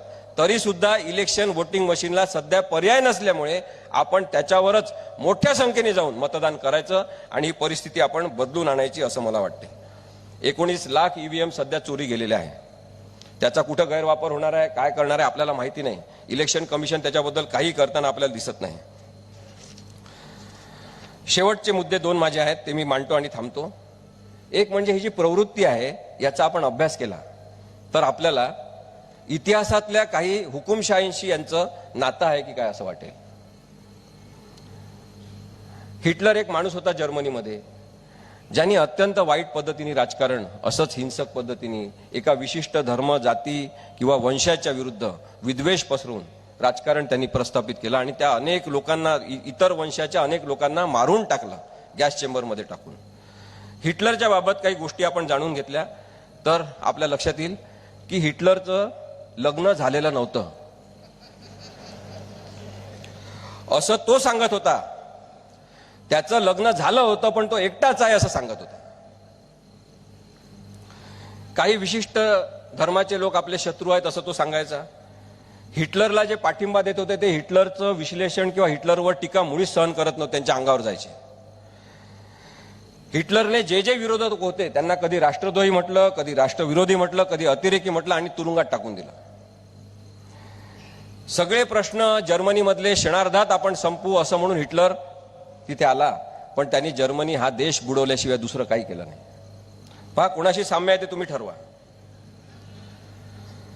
हिटलरच्या प्रचाराची महत्वाची घोषणा होती गुट टॅग कॉमेन, जर्मनी मधली घोषणा आहे. त्याचा अर्थ आहे अच्छे दिन आएंगे. हिटलरची घोषणा आहे. लक्षात घ्या, हे एवढं साम्य असू शकते का? आणि म्हणून आपण प्रवृत्तीबद्दल बोलतोय. हिटलरला आवड होती की नेहमी नवीन नवीन कपडे घालायचे, त्याची रंगसंगती फॅशनेबल असली पाहिजे, लेटेस्ट असली पाहिजे. हिटलरला आवड होती की सिनेमातल्या सगळ्या हिरो हिरोईनना बोलून जेवायला बोलवायचं आणि त्यांच्यासोबत फोटो काढायचे. हिटलरला आवड होती रेडिओवरून भाषणं द्यायची. आपण जर याचं साधर्म्य काही लोकांच्या प्रवृत्तीशी पाहत असू तर तशा प्रवृत्ती आपल्याला आता राजकारणातून हद्दपार केल्या पाहिजे, असं माझं स्पष्ट आव्हान आपल्याला आहे. माझा शेवटचा मुद्दा सत्ता संघर्षाबद्दलचा आहे, ज्याच्यामध्ये देवेंद्र फडणवीस यांनी जे राजकारण महाराष्ट्रातलं नासवलेलं आहे आणि स्वतःला ते चाणक्य म्हणून समजतात, ज्यांनी अनेक फुटके भांडे एकत्र केले, ज्यांचे लीडर मॅनेजर एकनाथ शिंदे आहेत, आणि अनेक लोकांनी आतापर्यंत नेते फोडताना पाहिले. यांनी पक्ष फोडला, लोक पळून नेले आणि सत्ता स्थापन केली. विधानसभेचे सभापती राहुल नार्वेकर यांच्याकडे सर्वोच्च न्यायालयाने प्रकरण पाठवताना काही गोष्टी अत्यंत ठळक पद्धतीने नमूद केल्या, निर्णय म्हणून सांगितल्या. आणि तो निर्णय देताना काही महत्वाच्या गोष्टी आहेत. 123व्या परिच्छेदामध्ये आपण बघा, त्यांनी सांगितलं की राहुल नार्वेकर अध्यक्ष यांचा निर्णय एकनाथ शिंदेंना लीडर म्हणून मान्यता देण्याचा चुकीचा होता. बेकायदेशीर हा शब्द वापरलेला, बेकायदेशीर, इल्लीगल होता. त्यांनी सांगितलं की भरत गोगावले याची 3 जुलै 2022 रोजी व्हीप म्हणून नेमणूक झाल्यावर त्याला मान्यता देण्याचा राहुल नार्वेकर यांचा निर्णय बेकायदेशीर होता. अनेक गोष्टी आहेत, मी आपल्याला त्या आता सांगत नाही. पण अध्यक्षांनी रिझनेबल कालावधीत निर्णय घ्यावा असे काही मुद्दे मांडून सुप्रीम कोर्टाने ते राहुल नार्वेकर यांच्याकडे पाठवलं. कारण भारतीय संविधानात हे सांगितलेलं आहे की जर पक्षांतर बंदी कायद्यासंदर्भातला विषय असेल तर त्याच्यावरचा निकाल राहुल नार्वेकर हे अध्यक्ष होते, त्यामुळे त्यांनी दिला पाहिजे. म्हणजे सर्वोच्च न्यायालयाने सेपरेशन ऑफ पॉवर्सचं तत्व पाळलं आणि त्यांनी राहुल नार्वेकर यांच्याकडे हा निर्णय पाठवला. राहुल नार्वेकर यांनी रिझनेबल टाइम मध्ये निर्णय घ्यावा असं म्हटलेलं असतानाही त्यांनी सुरुवातीला हे प्रकरण घेतलंच नाही. 3 महिने झाले, 4 महिने झाले, शेवटी सर्वोच्च न्यायालयात पुन्हा याचिका केली. सर्वोच्च न्यायालयाने त्यांना सांगितलं तुम्ही प्रकरण चालवा, तरी त्यांनी हात लावला नाही. आणि तेव्हा सर्वोच्च न्यायालयाने शेवटी सांगितलं की 10 जानेवारीपर्यंत निर्णय द्यावा लागेल. जवळपास 1 वर्ष यांनी वाया घालवलं. आणि मग यांनी केसची सुनावणी घेताना सुद्धा अनेक क्लुप्त्या केल्या, वाईट प्रकार केले, कायद्याला मान्य नसलेल्या गोष्टी केल्या. मुद्दा मला महत्वाचा जो सांगायचा आहे तो, राहुल नार्वेकर यांनी निर्णय दिला आणि सांगितलं की कोणीच अपात्र नाही. शिवसेना ज्यांनी फोडली ते एकनाथ शिंदे आणि त्यांच्यासोबत पळून गेलेले पळपुटे सुद्धा अपात्र नाही, आणि उद्धव साहेब ठाकरे यांच्यासोबत जे राहिले ते सुद्धा अपात्र नाही. कारण काय दिलं यांनी? कारण यांनी दिलं की पक्षा अंतर्गत वादाचा हा मुद्दा आहे, हा विषय आहे, त्यामुळे याच्यामध्ये मी कुणालाच अपात्र करू शकत नाही. इथे जे वकील असतील, इथे सगळे समजदार शिकलेले लोक आहेत, त्यांना मी एका शब्दात हे सांगू इच्छितो की भारतीय संविधानामध्ये सांगितलेलं आहे आणि 10व्या परिशिष्टामधल्या 6व्या परिच्छेदात सांगितलेलं आहे की पक्षांतर बंदी कायद्यासंदर्भातल्या केसचा निकाल हा विधानसभा अध्यक्षांनी घेतला पाहिजे. आणि त्यामुळे सरन्यायाधीश आणि त्यांच्यासोबत बसलेल्या 4 ज्येष्ठ न्यायाधीशांनी ही केस राहुल नार्वेकर यांच्याकडे पाठवली होती. जर ही पक्षांतर बंदी कायद्याचीच केस नाही असं राहुल नार्वेकर यांचं म्हणणं आहे, तर त्यांनी निकाल का दिला? त्यांनी निर्णय का दिला? त्यांना अधिकारच नाही मग निर्णय देण्याचा. जर हा केवळ पक्षांतर्गत वादाचा प्रश्न आहे तर राहुल नार्वेकर यांनी एका पानावर लिहायचं होतं आणि सुप्रीम कोर्टाकडे केस परत पाठवायची होती की मी या केसवर निकाल लावू शकत नाही कारण की ही पक्षांतर बंदी कायद्याची केसच नाही, असं त्यांनी कळवायला पाहिजे होतं. निकाल का दिला हा प्रश्न आहे, संविधानिक प्रश्न आहे, घटनात्मक प्रश्न आहे, आणि बेकायदेशीरता कशी झाली हे अधोरेखित करणारा प्रश्न आहे. राहुल नार्वेकर यांनी संविधानिक पाप केलेला आहे, संविधानाची फसवणूक केलेली आहे. भारतीय संविधान जे डॉक्टर आंबेडकरांनी लिहिलं त्यांच्यासोबत फ्रॉड केलेला आहे, आणि म्हणून संविधानाचा अपमान करणाऱ्या या लोकांना याच्यानंतर निवडून द्यायचं नाही.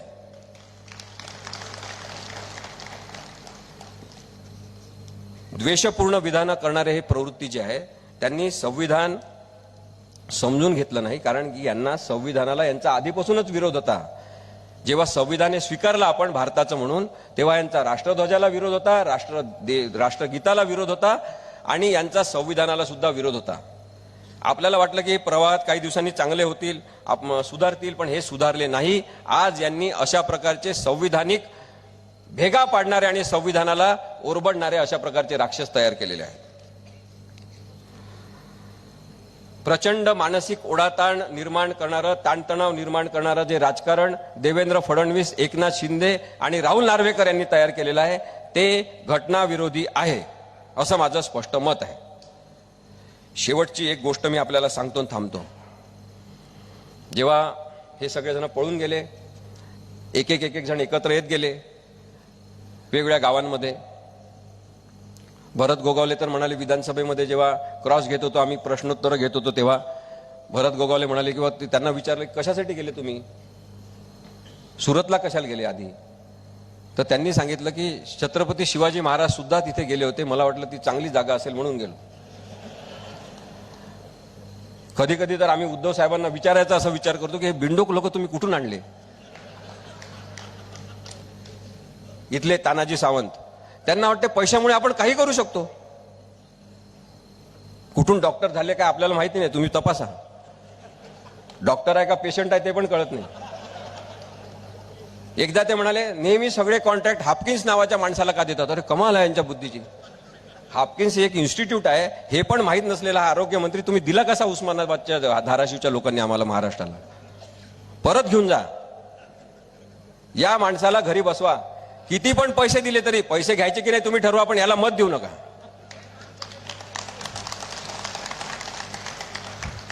जेव्हा या सगळ्यांना पळवून देण्यात आलं, फूस लावून दबावानी, आणि मग परत हे मुंबईत येत होते, तेव्हा एका महाराष्ट्रातल्या ज्येष्ठ नेत्यांनी, मी काही त्यांचं नाव घेत नाही, अनुभवी नेत्यांनी उद्धव साहेबांना सल्ला दिला होता की नितीन देशमुख हे त्यांच्या तावडीतून पळून आले होते. उद्धव साहेबांना असं सांगण्यात आलं होतं की तुम्ही नितीन देशमुख यांची तक्रार घ्या, अपहरण केलं म्हणून. आणि जसा मुंबईत या एकनाथ शिंदेंनी पाय ठेवला, त्यांना उचला, अटक करा. तुम्हीच मुख्यमंत्री आहात, तुमच्याकडे गृह खातं आहे, तुम्हीच सँक्शन द्या आणि यांना अटक करा.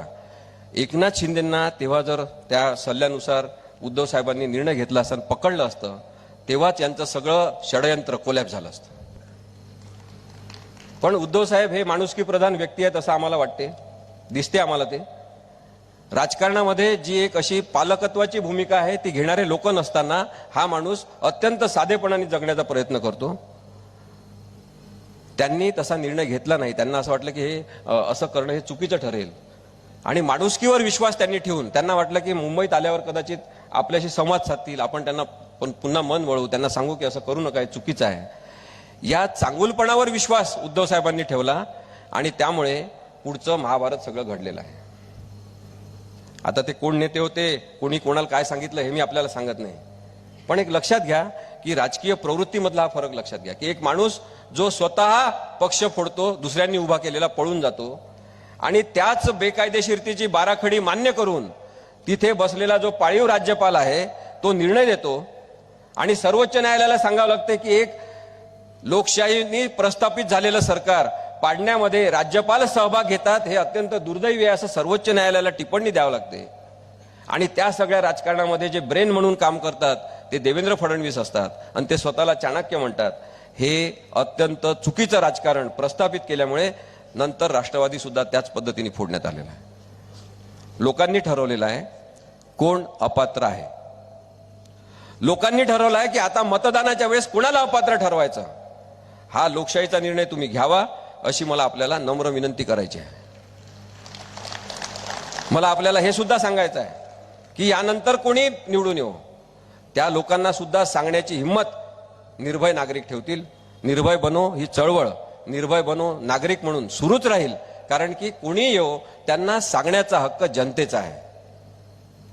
आणि ते सांगितल्याचा राग न येणारे नेते आपण निवडायला पाहिजे, शोधायला पाहिजे, त्यांना निवडणुकीत उभं करायला पाहिजे, आणि त्यांनी आता राज्यकारभार इथला चालवला पाहिजे. मी आपल्या सर्वांचे मनपूर्वक आभार मानतो की लोकशाहीच्या लढ्यासाठी आज तुम्ही सगळेजण इथं जमलेले आहात. हीच ताकद वाढवत न्या. सगळ्यांना सांगा की जो चोर आहे त्याला प्रश्न विचारायचे, जो चोर आहे त्याला निवडणुकीत निवडून येऊ द्यायचं नाही. धन्यवाद. त्यांचा होता. आणि आज जे शिवाजी महाराजांचं नाव घेणारे टुकार फुटकळ अशा स्वरूपाचे लोक आलेले आहेत, जे जनतेचा पैसा आपल्या राजकीय पक्षाच्या प्रचारासाठी केवळ वापरतात, त्यांना आपण आता विरोध केला पाहिजे. डॉक्टर बाबासाहेब आंबेडकरांनी घटना लिहित असताना सांगितलं की राजकीय पक्षांच्या माध्यमातून लोकशाही चालेल. अप्रत्यक्ष लोकशाहीचा प्रयोग आपण केलेला आहे, इनडायरेक्ट डेमोक्रेसीचा, की हे लोक आपले प्रतिनिधी म्हणून तिथे बसतील आणि जनताच राजा राहील.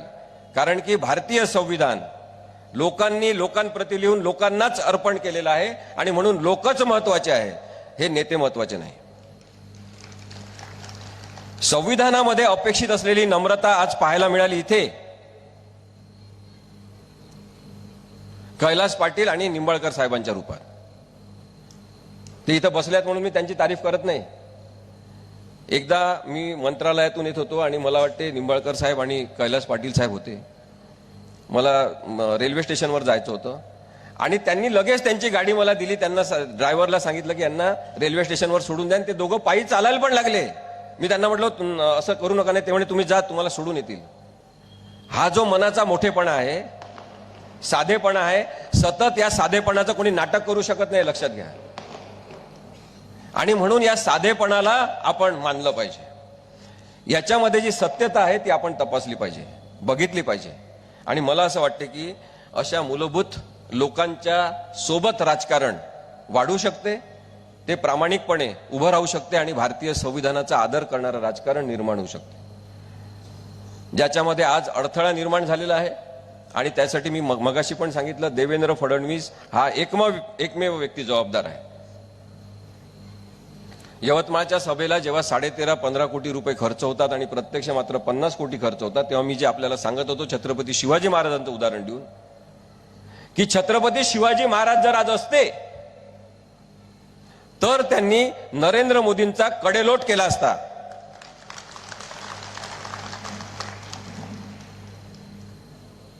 या 50 कोटी रुपयाच्या सभेनी यवतमाळ जिल्ह्यातल्या लोकांना काय दिलं?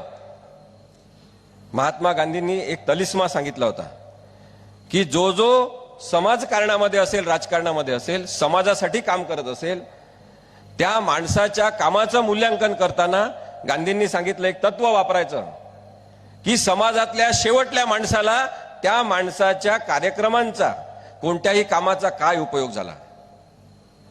माझा प्रश्न आहे संपूर्ण महाराष्ट्राला की नरेंद्र मोदींनी यवतमाळ या आदिवासी बहुल जिल्ह्यामध्ये जी सभा घेतली, त्याचा यवतमाळ जिल्ह्यातल्या एका तरी माणसाला उपयोग झाला का?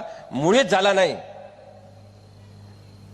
आणि त्यामुळे त्यांनी जो जनतेचा पैसा वाया घालवलेला आहे, ती त्यांची वाईट सवय आहे, वाईट प्रवृत्ती आहे. त्यांच्या सगळ्या सभांमध्ये तुम्ही पहा, ते केवळ भाजपचा प्रचार करण्यासाठी सभा घेतात. जनतेच्या पैशातून जनतेच्या कामांचं, विकास कामांचं उद्घाटन करा तुम्ही, त्याच्याबद्दल तुम्ही सांगा जरूर. परंतु राजकीय पक्षाचा अजेंडा ठेवून, जनतेचा पैसा खर्च करून केवळ राजकीय पक्ष वाढवायचा या उद्देशाने काम करणाऱ्या लोकांची आता आपल्याला शिसारी आली पाहिजे. आपल्याला वाईट वाटलं पाहिजे की अशा लोकांना आपण निवडून दिलेलं आहे. आणि म्हणून मला असं वाटतं की जे मूलभूत प्रश्न आहेत त्यांच्याबद्दल बोलणारे लोक हे महत्वाचे मानले पाहिजे. मी काही खूप वेगळ्या गोष्टी, महत्वाच्या गोष्टी आपल्यासमोर मांडणार आहे. बीजेपीने जो घोडा बाजार भारतामध्ये, महाराष्ट्रामध्ये सुरू केलेला, विशेषतः याला कारण आहे की 400 पार असं जरी यांची घोषणा असली तरी हे आतून घाबरलेले आहेत. यांचं सरकार आता येऊ शकणार नाही हे यांना माहीत झालेलं आहे. बिहार, कर्नाटक, पश्चिम बंगाल आणि महाराष्ट्रावर यांचं लक्ष आहे. आणि ते लक्ष याच्यासाठी आहे की इथले प्रादेशिक पक्ष स्ट्रॉंग आहेत या चारही राज्यांमधले. आणि म्हणून काँग्रेससह प्रादेशिक पक्ष जिथे स्ट्रॉंग आहेत तिथे यांनी प्रादेशिक पक्ष फोडण्यावर जास्त भर दिलेला आहे. आणि म्हणून आपण पाहतो की महाराष्ट्रामध्ये सगळ्यात प्रादेशिक पक्ष म्हणून स्ट्रॉंग असलेली शिवसेना यांनी पहिले फोडली. त्यानंतर यांनी लक्ष दिलं राष्ट्रवादीकडे आणि राष्ट्रवादी यांनी फोडली. जशा जशा निवडणुका जवळ येतील आपल्याला दिसेल की अनेक राजकीय पक्ष फोडले जात आहेत. हा बीजेपीद्वारे जो घोडा बाजार झालेला आहे, शिवसेना फोडत असताना एकनाथ शिंदे काही आमदारांना घेऊन पळून गेले गुवाहाटीला. मी आपल्याला एक अत्यंत महत्वाची माहिती म्हणून हे सांगतोय, जी माहिती पुढे आलेली नाही आतापर्यंत. गुवाहाटीच्या हॉटेलमध्ये एक आमदार पळून गेले. 8 किलोमीटर गेल्यावर त्यांना पकडून आणण्यात आलं आणि त्यांना त्या गुवाहाटीच्या हॉटेलमध्ये प्रचंड मारहाण करण्यात आली. त्यानंतर आणखी एका आमदाराला मारहाण करण्यात आली. त्या 2 आमदारांना कोणी मारहाण केली हा प्रश्न पत्रकारांसाठी आहे. शोधावं त्यांनी. गुवाहाटीमध्ये ज्या हॉटेलमध्ये थांबले होते तेव्हा कोणालाही, इतर ग्राहकांना, इतर कस्टमरला तिथे परवानगी नव्हती.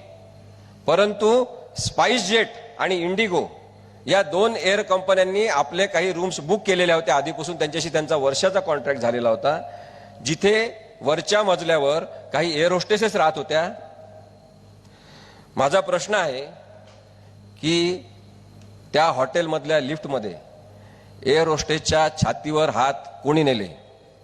एअर होस्टेसचा विनयभंग करण्याचा आणि लैंगिक अत्याचार करण्याचा प्रयत्न कोणी केला? महाराष्ट्राने शोधलं पाहिजे.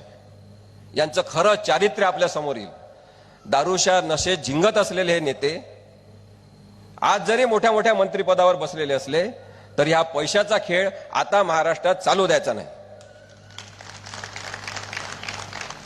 सतत या प्रश्नांची, आपण या 2 प्रश्नांची जर आपण मागोवा घेण्याचा प्रयत्न केला तर आज ज्या खुर्च्यांवर हे बसलेल्या त्या खुर्च्या हल्ल्याशिवाय राहणार नाही. मी आपल्याला सांगतो, ईडीचा वापर यांनी सातत्याने बेकार पद्धतीने केलेला, अत्यंत वाईट पद्धतीने, निर्दयी पद्धतीने ईडीचा वापर केलेला आहे.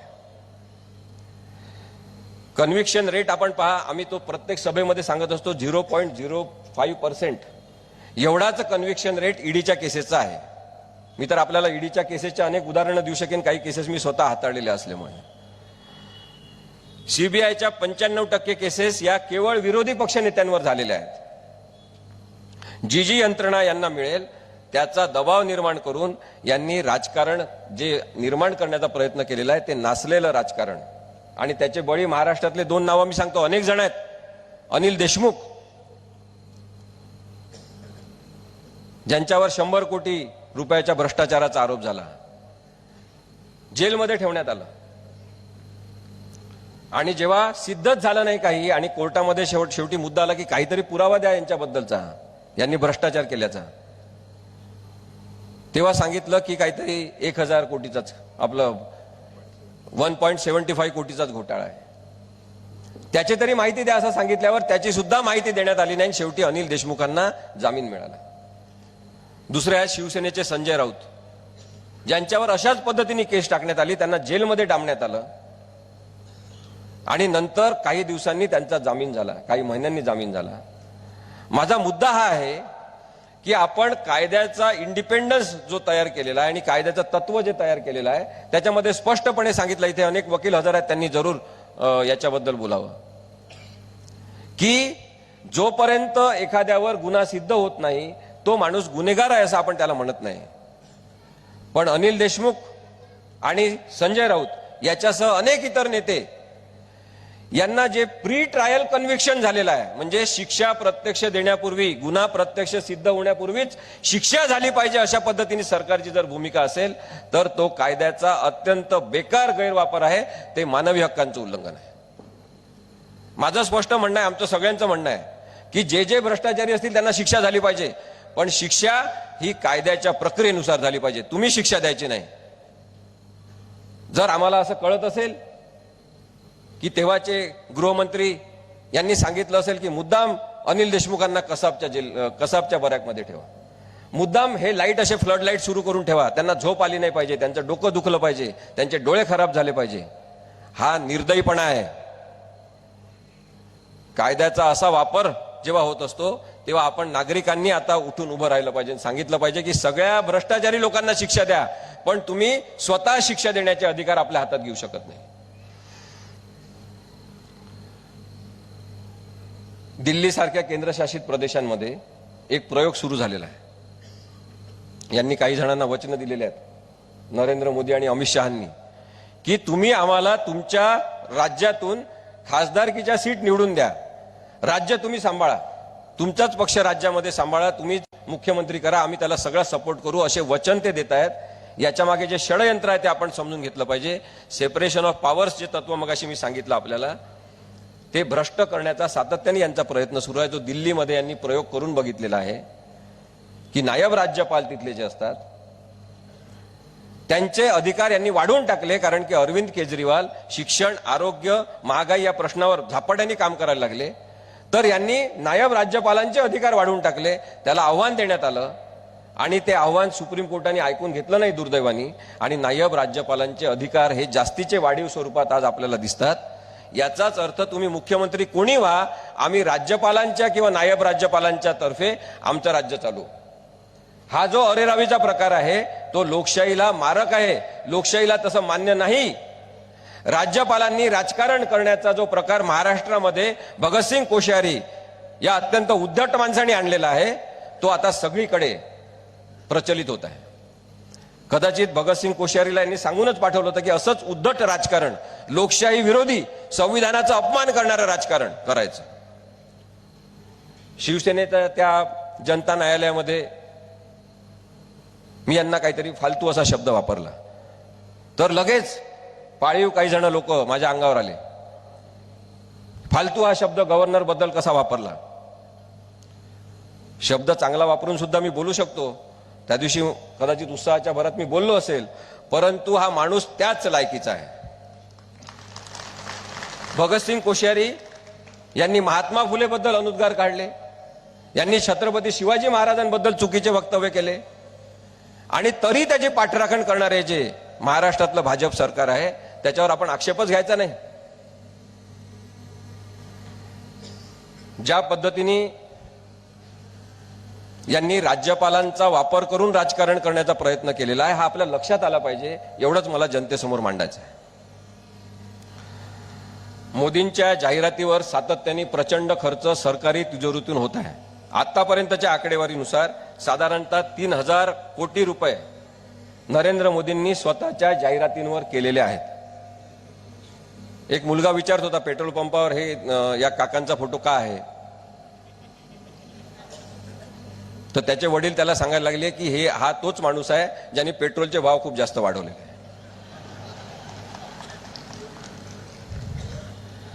आपल्याला मोदींची प्रवृत्ती समजून घेतली पाहिजे। मोदी नावाचा माणूस ही एक प्रवृत्ती आहे, ती एक विकृती सुद्धा आहे, आणि म्हणून माणूस म्हणून याचं अनालिसिस या माणसाचं आपण केलं तर आपल्याला दिसेल की हे स्वतःवर अत्यंत खुश असलेला, स्वतःवरच प्रेम करणारा, काही धर्मांचा प्रचंड द्वेष करणारा, खुनशी स्वरूपाचा हिंसक प्रवृत्ती डोक्यात असलेला हा माणूस आहे। आणि त्यामुळे जाहिरातीतून हे सतत पुढे येण्याचा प्रयत्न करतात, कारण की यांना झोप लागत नाही। यांना असं वाटतं की मी आज काहीतरी केलं नाही तर मला लोक विसरून जातील, माझा दबदबा कमी होऊन जाईल। ज्या ज्या राजकीय नेत्यांना असं वाटते ते खरं तर अत्यंत टुकार दर्जाचे लोक असतात। मगाशी मी खासदार साहेबांशी बोलत होतो, ते सांगत होते की किती शांतपणे ते झोपतात। महाराष्ट्रात आम्ही तर सगळीकडे सांगतोय साहेब की आपल्याला आता जसं नरेंद्र मोदी सांगतात की मी दिवस रात्र लोकांसाठी काम करतो, मी झोपतच नाही, कमीत कमी झोपतो। माझं स्पष्ट म्हणणं आहे आमच्या या मंचावरून की यानंतर निवड करताना नैसर्गिकपणे रात्री झोपणारा नेता निवडा। जो पूर्ण वेळ झोपत नाही त्याचं मानसिक संतुलन बिघडते, तो माणूस चिडचिडा होतो, तो माणूस हिंसक होतो, तो माणूस रागीट होतो, कारण का त्याची झोप झालेली नसते। नरेंद्र मोदींना पत्र लिहा सगळ्या जनतेने की तुम्ही झोपत जा, काही गरज नाही एवढं काम करण्याची, आणि जे काही काम केलंय ते आम्ही पाहिलेलं आहे 10 वर्षात। तुम्ही चुकीचंच काम करता कारण की तुम्ही झोपले नाही, आता आपल्याला ते झोपवत आहेत। लोकशाहीला झोपत असलेल्या या माणसाला आता घरी पाठवा। जाहिराती माध्यमांना दिल्या जातात खूप मोठ्या प्रमाणामध्ये, कारण की जाहिराती देणं आणि जाहिराती देऊन माध्यमांवर दबाव आणणं हे तंत्र आहे. सरकारची खरं तर पॉलिसी आहे की लहान लहान न्यूजपेपर, लहान लहान माध्यमं जगले पाहिजे, त्यांना सुद्धा जाहिराती दिल्या पाहिजे, हे धोरण आहे. या धोरणाचा गैरवापर यांनी कसा केला हे जर आपण पाहिलं तर आता आपल्याला दिसते की अनेक माध्यमं, न्यूजपेपर यांनी विकत घेऊन टाकलेले आहे आणि त्यांच्यावर दबाव आणलेला आहे. आमचं हे स्पष्ट म्हणणं आहे की पत्रकारांना सगळं दिसतंय. ग्रामीण भागातले पत्रकार, जिल्हा पातळीवरचे पत्रकार सगळं बघत आहेत, त्यांना सगळं समजते, कारण की लोकांशी प्रत्यक्ष भेटणारा हा घटक आहे. पत्रकार हे लोकशाहीचे डोळे आहेत, यांना सगळं माहिती आहे. यांचे मालक विकले गेलेले आहेत काही जणांचे, आणि त्यामुळे बरेचदा ते बातम्या, त्यांच्या पाठवलेल्या बातम्या सुद्धा छापून येत नाही. त्यामुळे पत्रकारांवर मुळीच राग व्यक्त करू नका. राग व्यक्त करायचा असेल तर नरेंद्र मोदी आणि अमित शहा या प्रवृत्तीवर करा, ज्यांनी लोकशाहीचा हा चौथा स्तंभ माध्यम आणि पत्रकारिता खिळखिळं करून टाकलेला आहे. आयुष योजना यांनी आणली, ते असे दाखवतात पोस्टर, म्हणजे असा मार्केटिंग करणारा पंतप्रधान पहिलेच पाहिला आपण. जेव्हा 2014 मध्ये निवडून आले तेव्हा यांनी जिओची जाहिरात केली होती, आपल्याला आठवत असेल.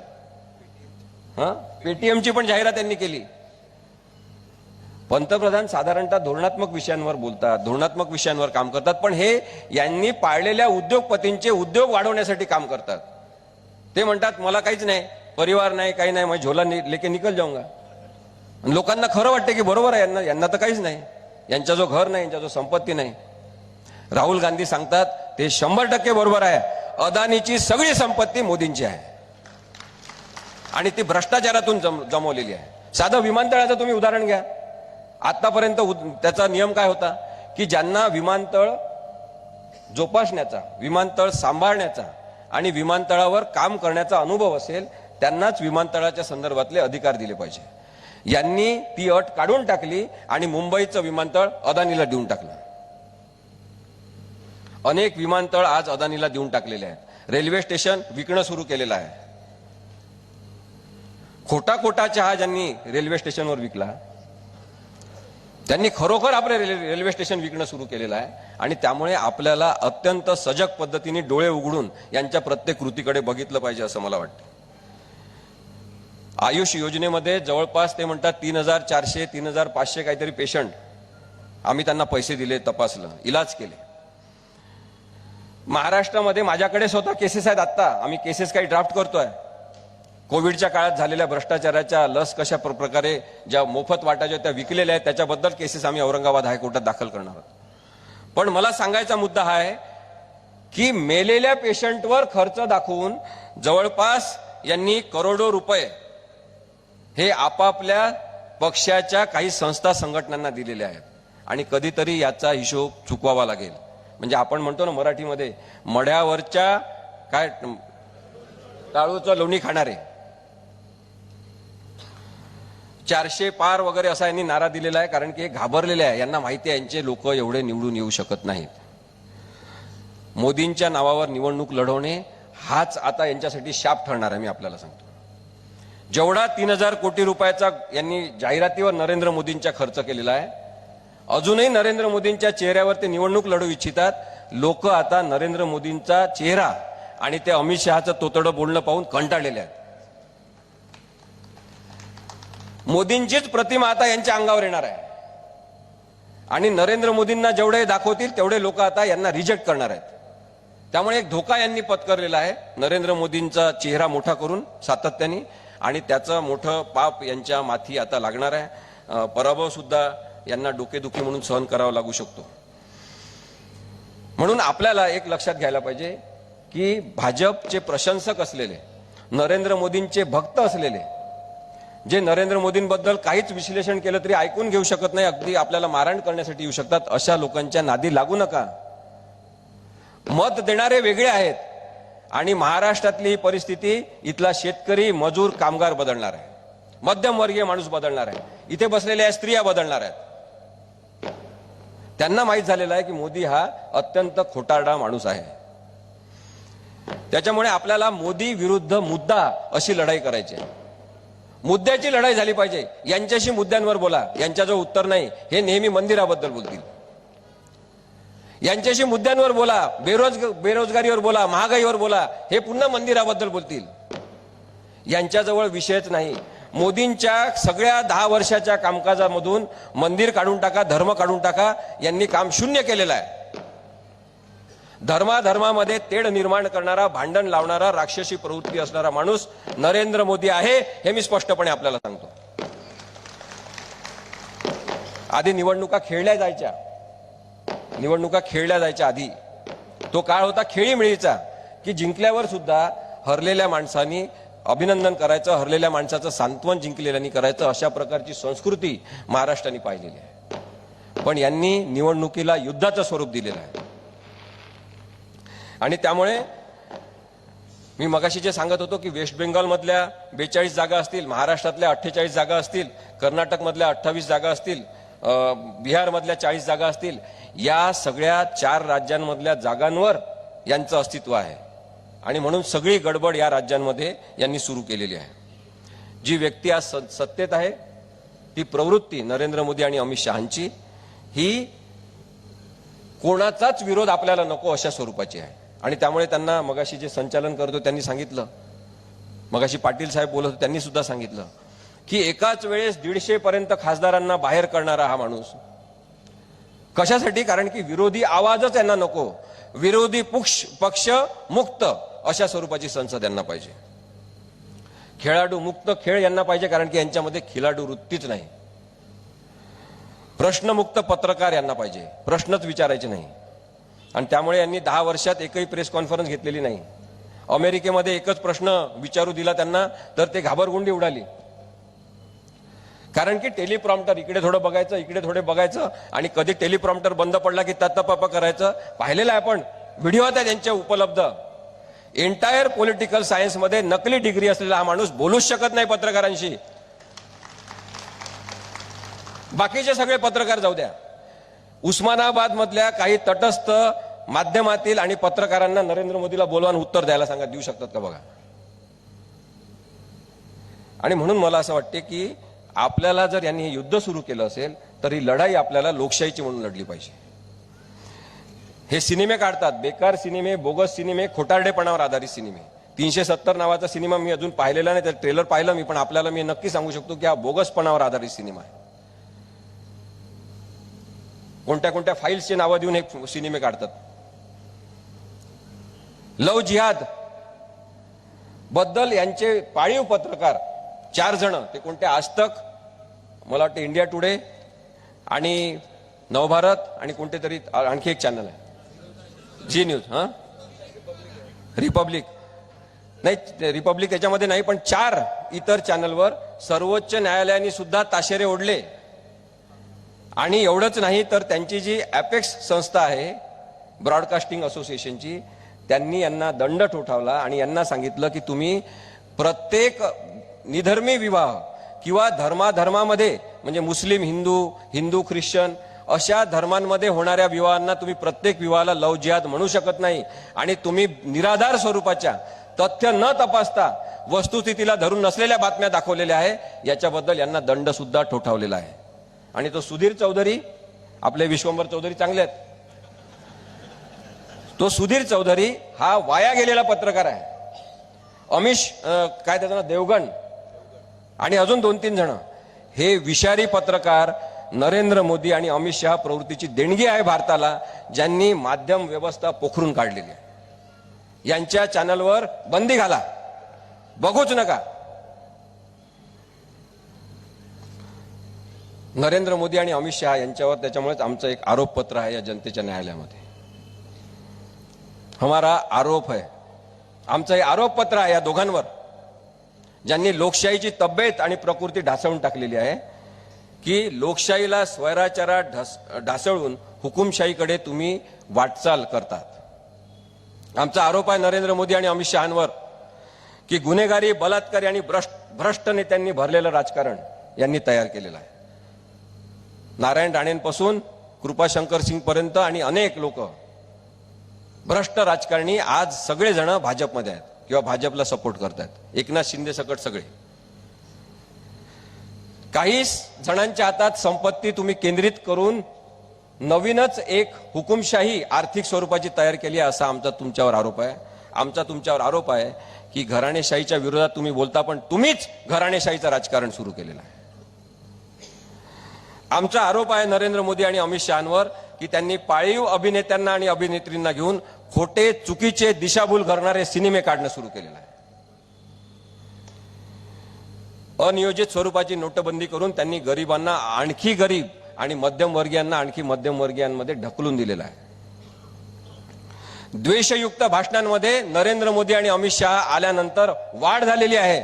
महाराष्ट्रातला प्रत्येक नेता द्वेषमुक्त पद्धतीने बोलू शकत नाही आणि द्वेषपूर्ण पद्धतीने सगळेजण एकमेकांबद्दल बोलतात. याला सुद्धा हेच दोघं आणि महाराष्ट्रामध्ये देवेंद्र फडणवीस कारणीभूत आहे. आमचा आरोप आहे की लिंचिंग म्हणजे निवडून निवडून काही धर्माच्या आणि जातीच्या लोकांना मारण्याचा जो उपक्रम यांनी सुरू केलेला आहे, याच्यासाठी हे राक्षसी प्रवृत्तीचे लोक आहेत असा आमचा स्पष्ट आरोप आहे. आमचा आरोप आहे की देशातील स्वतंत्र भारतातील पहिला दहशतवादी नथुराम गोडसे याचे हे गोडवे खातात आणि हे त्याचेच भक्त आहेत.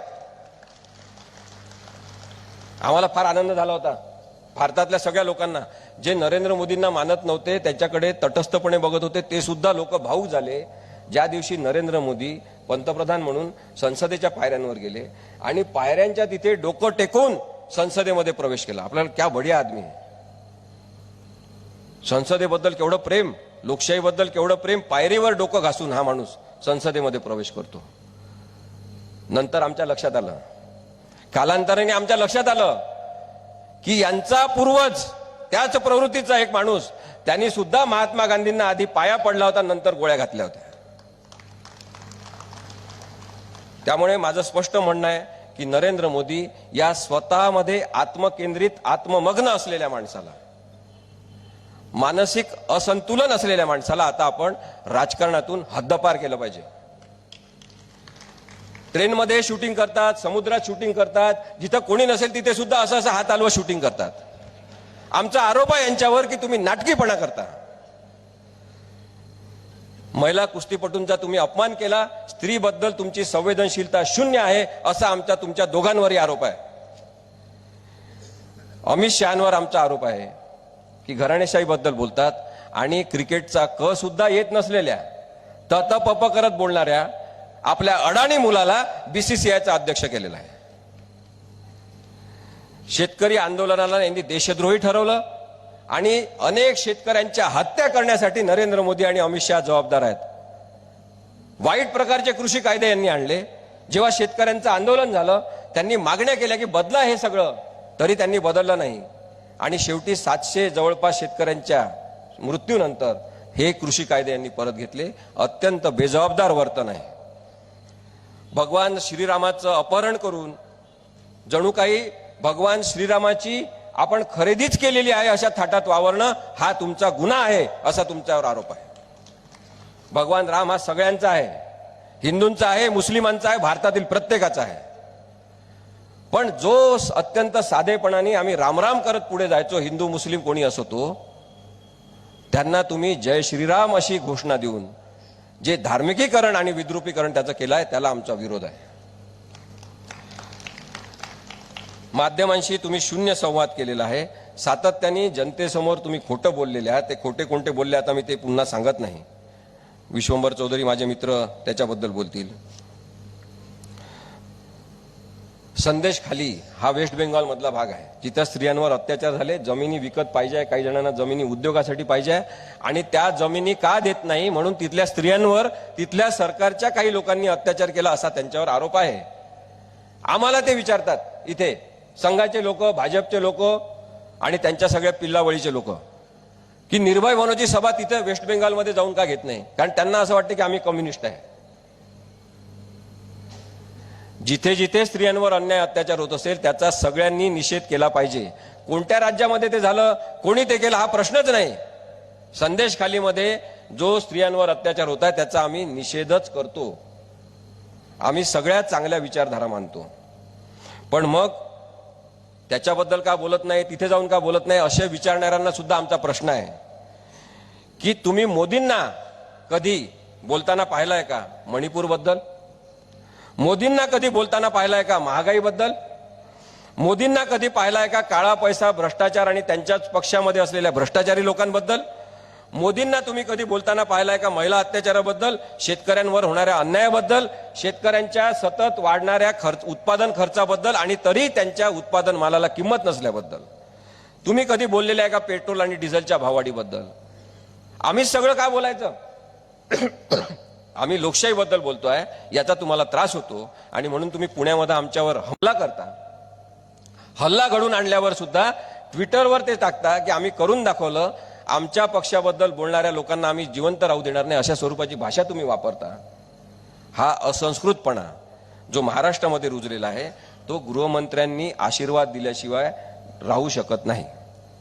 आमची कार फोडली, त्याच्यामधून रॉड टाकण्याचा प्रयत्न केला, जखमी करण्याचा प्रयत्न केला, दगड टाकले, ते पेवर ब्लॉक गाडीवर टाकले, तरी सुद्धा पुण्याचे पोलीस आयुक्त 307 नुसार गुन्हा नोंदवत नाही. आणि यांच्या मंत्रिमंडळातले एक मंत्री उदय सामंत यांच्या गाडीवर कोणीतरी चप्पल फेकून मारली तर लगेच 307चा गुन्हा दाखल. प्रश्न हा कायद्याच्या चुकीच्या वापराबद्दल जसा आहे तसा सिलेक्टिव्ह पद्धतीने, निवडक पद्धतीने कायद्याचा वापर करण्याबद्दल आहे. आणि म्हणून पोलीस आयुक्तांपासून सगळेजण जर असे डोळे बंद करून राहिले असतील आणि त्यांना मुद्दाम काळा चष्मा घातला असेल देवेंद्र फडणवीस यांनी की तुम्ही हे बघायचं नाही, हेच बघायचं, तर त्याला सुद्धा आमचा विरोध आहे. निवडणुका या फ्री आणि फेअर पद्धतीने झाल्या पाहिजे याच्यावर आमचा भर आहे. पण इलेक्शन वोटिंग मशीन हे निर्दोष आहे असं सर्वोच्च न्यायालयाचं म्हणणं आहे. त्यामुळे आपल्याला इलेक्ट्रॉनिक वोटिंग मशीनवरच मत द्यावं लागेल. आणि म्हणून खूप मोठ्या संख्येने जे महाविकास आघाडीला सपोर्ट करणारे लोक आहेत त्यांनी बाहेर आलं पाहिजे, मतदान केलं पाहिजे.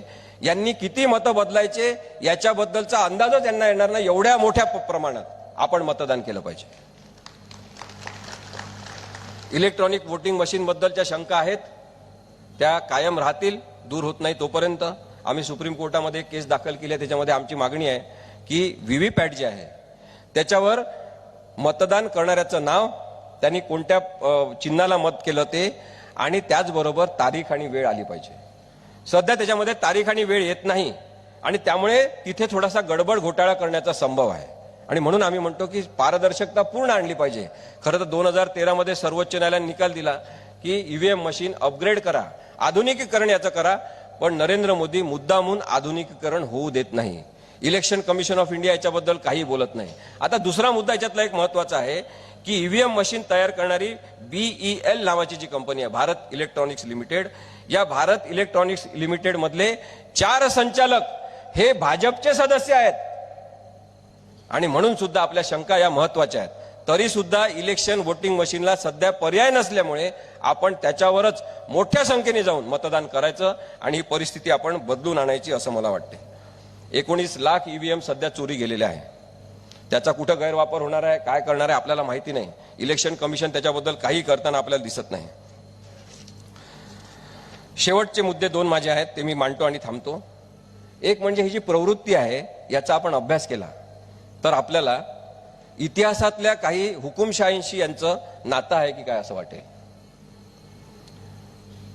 हिटलर एक माणूस होता जर्मनीमध्ये ज्यांनी अत्यंत वाईट पद्धतीने राजकारण, असंच हिंसक पद्धतीने एका विशिष्ट धर्म, जाती किंवा वंशाच्या विरुद्ध विद्वेष पसरून राजकारण त्यांनी प्रस्थापित केलं आणि त्या अनेक लोकांना, इतर वंशाच्या अनेक लोकांना मारून टाकलं, गॅस चेंबरमध्ये टाकून. हिटलरच्या बाबत काही गोष्टी आपण जाणून घेतल्या तर आपल्या लक्षात येईल की हिटलरचं लग्न झालेलं नव्हतं असं तो सांगत होता. त्याचं लग्न झालं होतं पण तो एकटाच आहे असं सांगत होता. काही विशिष्ट धर्माचे लोक आपले शत्रू आहेत असं तो सांगायचा. हिटलरला जे पाठिंबा देत होते ते हिटलरचं विश्लेषण किंवा हिटलरवर टीका मुळीच सहन करत नव्हते, त्यांच्या अंगावर जायचे. हिटलरने जे जे विरोधक होते त्यांना कधी राष्ट्रद्रोही म्हटलं, कधी राष्ट्रविरोधी म्हटलं, कधी अतिरेकी म्हटलं आणि तुरुंगात टाकून दिलं. सगळे प्रश्न जर्मनीमधले क्षणार्धात आपण संपवू असं म्हणून हिटलर तिथे आला, पण त्यांनी जर्मनी हा देश बुडवल्याशिवाय दुसरं काही केलं नाही. पहा, कोणाशी साम्य आहे ते तुम्ही ठरवा. हिटलरच्या प्रचाराची महत्वाची घोषणा होती गुट टॅग कॉमेन, जर्मनीमधली घोषणा आहे. त्याचा अर्थ आहे अच्छे दिन आएंगे. हिटलरची घोषणा आहे. लक्षात घ्या, हे एवढं साम्य असू शकते का? आणि म्हणून आपण प्रवृत्तीबद्दल बोलतोय. हिटलरला आवड होती की नेहमी नवीन नवीन कपडे घालायचे. त्याची रंगसंगती फॅशनेबल असली पाहिजे, लेटेस्ट असली पाहिजे. हिटलरला आवड होती की सिनेमातल्या सगळ्या हिरो हिरोईनना बोलून जेवायला बोलवायचं आणि त्यांच्यासोबत फोटो काढायचे. हिटलरला आवड होती रेडिओवरून भाषणं द्यायची. आपण जर याचं साधर्म्य काही लोकांच्या प्रवृत्तीशी पाहत असू तर तशा प्रवृत्ती आपल्याला आता राजकारणातून हद्दपार केल्या पाहिजे, असं माझं स्पष्ट आव्हान आपल्याला आहे. माझा शेवटचा मुद्दा सत्ता संघर्षाबद्दलचा आहे, ज्याच्यामध्ये देवेंद्र फडणवीस यांनी जे राजकारण महाराष्ट्रातलं नासवलेलं आहे आणि स्वतःला ते चाणक्य म्हणून समजतात, ज्यांनी अनेक फुटके भांडे एकत्र केले, ज्यांचे लीडर मॅनेजर एकनाथ शिंदे आहेत, आणि अनेक लोकांनी आतापर्यंत नेते फोडताना पाहिले. यांनी पक्ष फोडला, लोक पळून नेले आणि सत्ता स्थापन केली. विधानसभेचे सभापती राहुल नार्वेकर यांच्याकडे सर्वोच्च न्यायालयाने प्रकरण पाठवताना काही गोष्टी अत्यंत ठळक पद्धतीने नमूद केल्या, निर्णय म्हणून सांगितल्या. आणि तो निर्णय देताना काही महत्वाच्या गोष्टी आहेत. 123व्या परिच्छेदामध्ये आपण बघा, त्यांनी सांगितलं की राहुल नार्वेकर अध्यक्ष यांचा निर्णय एकनाथ शिंदेंना लीडर म्हणून मान्यता देण्याचा चुकीचा होता. बेकायदेशीर हा शब्द वापरलेला, बेकायदेशीर, इल्लीगल होता. त्यांनी सांगितलं की भरत गोगावले याची 3 जुलै 2022 रोजी व्हीप म्हणून नेमणूक झाल्यावर त्याला मान्यता देण्याचा राहुल नार्वेकर यांचा निर्णय बेकायदेशीर होता. अनेक गोष्टी आहेत, मी आपल्याला ते आता सांगत नाही. पण अध्यक्षांनी रिझनेबल कालावधीत निर्णय घ्यावा असे काही मुद्दे मांडून सुप्रीम कोर्टाने ते राहुल नार्वेकर यांच्याकडे पाठवलं. कारण भारतीय संविधानात हे सांगितलेलं आहे की जर पक्षांतर बंदी कायद्यासंदर्भातला विषय असेल तर त्याच्यावरचा निकाल राहुल नार्वेकर हे अध्यक्ष होते, त्यामुळे त्यांनी दिला पाहिजे. म्हणजे सर्वोच्च न्यायालयाने सेपरेशन ऑफ पॉवर्सचं तत्व पाळलं आणि त्यांनी राहुल नार्वेकर यांच्याकडे हा निर्णय पाठवला. राहुल नार्वेकर यांनी रिझनेबल टाइम मध्ये निर्णय घ्यावा असं म्हटलेलं असतानाही त्यांनी सुरुवातीला हे प्रकरण घेतलंच नाही. 3 महिने झाले, 4 महिने झाले, शेवटी सर्वोच्च न्यायालयात पुन्हा याचिका केली. सर्वोच्च न्यायालयाने त्यांना सांगितलं तुम्ही प्रकरण चालवा, तरी त्यांनी हात लावला नाही. आणि तेव्हा सर्वोच्च न्यायालयाने शेवटी सांगितलं की 10 जानेवारीपर्यंत निर्णय द्यावा लागेल. जवळपास 1 वर्ष यांनी वाया घालवलं. आणि मग यांनी केसची सुनावणी घेताना सुद्धा अनेक क्लुप्त्या केल्या, वाईट प्रकार केले, कायद्याला मान्य नसलेल्या गोष्टी केल्या. मुद्दा मला महत्वाचा जो सांगायचा आहे तो, राहुल नार्वेकर यांनी निर्णय दिला आणि सांगितलं की कोणीच अपात्र नाही. शिवसेना ज्यांनी फोडली ते एकनाथ शिंदे आणि त्यांच्यासोबत पळून गेलेले पळपुटे सुद्धा अपात्र नाही, आणि उद्धव साहेब ठाकरे यांच्यासोबत जे राहिले ते सुद्धा अपात्र नाही. कारण काय दिलं यांनी? कारण यांनी दिलं की पक्षा अंतर्गत वादाचा हा मुद्दा आहे, हा विषय आहे, त्यामुळे याच्यामध्ये मी कुणालाच अपात्र करू शकत नाही. इथे जे वकील असतील, इथे सगळे समजदार शिकलेले लोक आहेत, त्यांना मी एका शब्दात हे सांगू इच्छितो की भारतीय संविधानामध्ये सांगितलेलं आहे आणि 10व्या परिशिष्टामधल्या 6व्या परिच्छेदात सांगितलेलं आहे की पक्षांतर बंदी कायद्यासंदर्भातल्या केसचा निकाल हा विधानसभा अध्यक्षांनी घेतला पाहिजे. आणि त्यामुळे सरन्यायाधीश आणि त्यांच्यासोबत बसलेल्या 4 ज्येष्ठ न्यायाधीशांनी ही केस राहुल नार्वेकर यांच्याकडे पाठवली होती. जर ही पक्षांतर बंदी कायद्याचीच केस नाही असं राहुल नार्वेकर यांचं म्हणणं आहे, तर त्यांनी निकाल का दिला? त्यांनी निर्णय का दिला? त्यांना अधिकारच नाही मग निर्णय देण्याचा. जर हा केवळ पक्षांतर्गत वादाचा प्रश्न आहे तर राहुल नार्वेकर यांनी एका पानावर लिहायचं होतं आणि सुप्रीम कोर्टाकडे केस परत पाठवायची होती की मी या केसवर निकाल लावू शकत नाही कारण की ही पक्षांतर बंदी कायद्याची केसच नाही, असं त्यांनी कळवायला पाहिजे होतं. निकाल का दिला हा प्रश्न आहे, संविधानिक प्रश्न आहे, घटनात्मक प्रश्न आहे, आणि बेकायदेशीरता कशी झाली हे अधोरेखित करणारा प्रश्न आहे. राहुल नार्वेकर यांनी संविधानिक पाप केलेला आहे,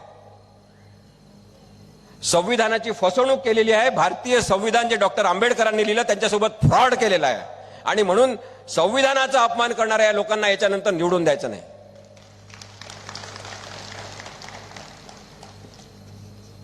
द्वेषपूर्ण विधानं करणारे हे प्रवृत्ती जी आहे त्यांनी संविधान समजून घेतलं नाही, कारण की यांना संविधानाला यांचा आधीपासूनच विरोध होता. जेव्हा संविधान स्वीकारलं आपण भारताचं म्हणून, तेव्हा यांचा राष्ट्रध्वजाला विरोध होता, राष्ट्रगीताला विरोध होता आणि यांचा संविधानाला सुद्धा विरोध होता. आपल्याला वाटलं की प्रवाहात काही दिवसांनी चांगले होतील, सुधारतील, पण हे सुधारले नाही. आज यांनी अशा प्रकारचे संविधानिक भेगा पाडणारे आणि संविधानाला ओरबडणारे अशा प्रकारचे राक्षस तयार केलेले आहेत. प्रचंड मानसिक ओढाताण निर्माण करणारं, ताणतणाव निर्माण करणारं जे राजकारण देवेंद्र फडणवीस, एकनाथ शिंदे आणि राहुल नार्वेकर यांनी तयार केलेलं आहे ते घटनाविरोधी आहे असं माझं स्पष्ट मत आहे. शेवटची एक गोष्ट मी आपल्याला सांगतो आणि थांबतो. जेव्हा हे सगळेजण पळून गेले, एक एक जण एकत्र येत गेले वेगवेगळ्या गावांमध्ये. भरत गोगावले तर म्हणाले, विधानसभेमध्ये जेव्हा क्रॉस घेत होतो आम्ही, प्रश्नोत्तर घेत होतो, तेव्हा भरत गोगावले म्हणाले किंवा त्यांना विचारले कशासाठी गेले तुम्ही, सुरतला कशाला गेले आधी, तर त्यांनी सांगितलं की छत्रपती शिवाजी महाराज सुद्धा तिथे गेले होते, मला वाटलं ती चांगली जागा असेल म्हणून गेलो. कधी कधी तर आम्ही उद्धव साहेबांना विचारायचा असा विचार करतो की हे बिंडोक लोक तुम्ही कुठून आणले. इथले तानाजी सावंत, त्यांना वाटते पैशामुळे आपण काही करू शकतो. कुठून डॉक्टर झाले काय आपल्याला माहिती नाही, तुम्ही तपासा. डॉक्टर आहे का पेशंट आहे ते पण कळत नाही. एकदा ते म्हणाले, नेहमी सगळे कॉन्ट्रॅक्ट हापकिन्स नावाच्या माणसाला का देतात. अरे कमाल आहे यांच्या बुद्धीची. हापकिन्स एक इन्स्टिट्यूट आहे हे पण माहीत नसलेला आरोग्य मंत्री तुम्ही दिला कसा उस्मानाबादच्या धाराशिवच्या लोकांनी आम्हाला महाराष्ट्राला. परत घेऊन जा, या माणसाला घरी बसवा. किती पण पैसे दिले तरी, पैसे घ्यायचे की नाही तुम्ही ठरवा, पण याला मत देऊ नका.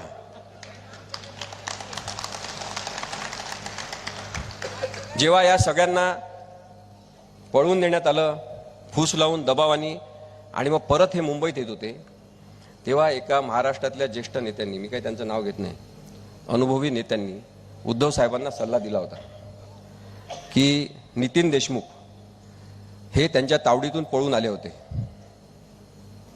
उद्धव साहेबांना असं सांगण्यात आलं होतं की तुम्ही नितीन देशमुख यांची तक्रार घ्या, अपहरण केलं म्हणून. आणि जसा मुंबईत या एकनाथ शिंदेंनी पाय ठेवला त्यांना उचला, अटक करा. तुम्हीच मुख्यमंत्री आहात, तुमच्याकडे गृह खातं आहे, तुम्हीच सँक्शन द्या आणि यांना अटक करा.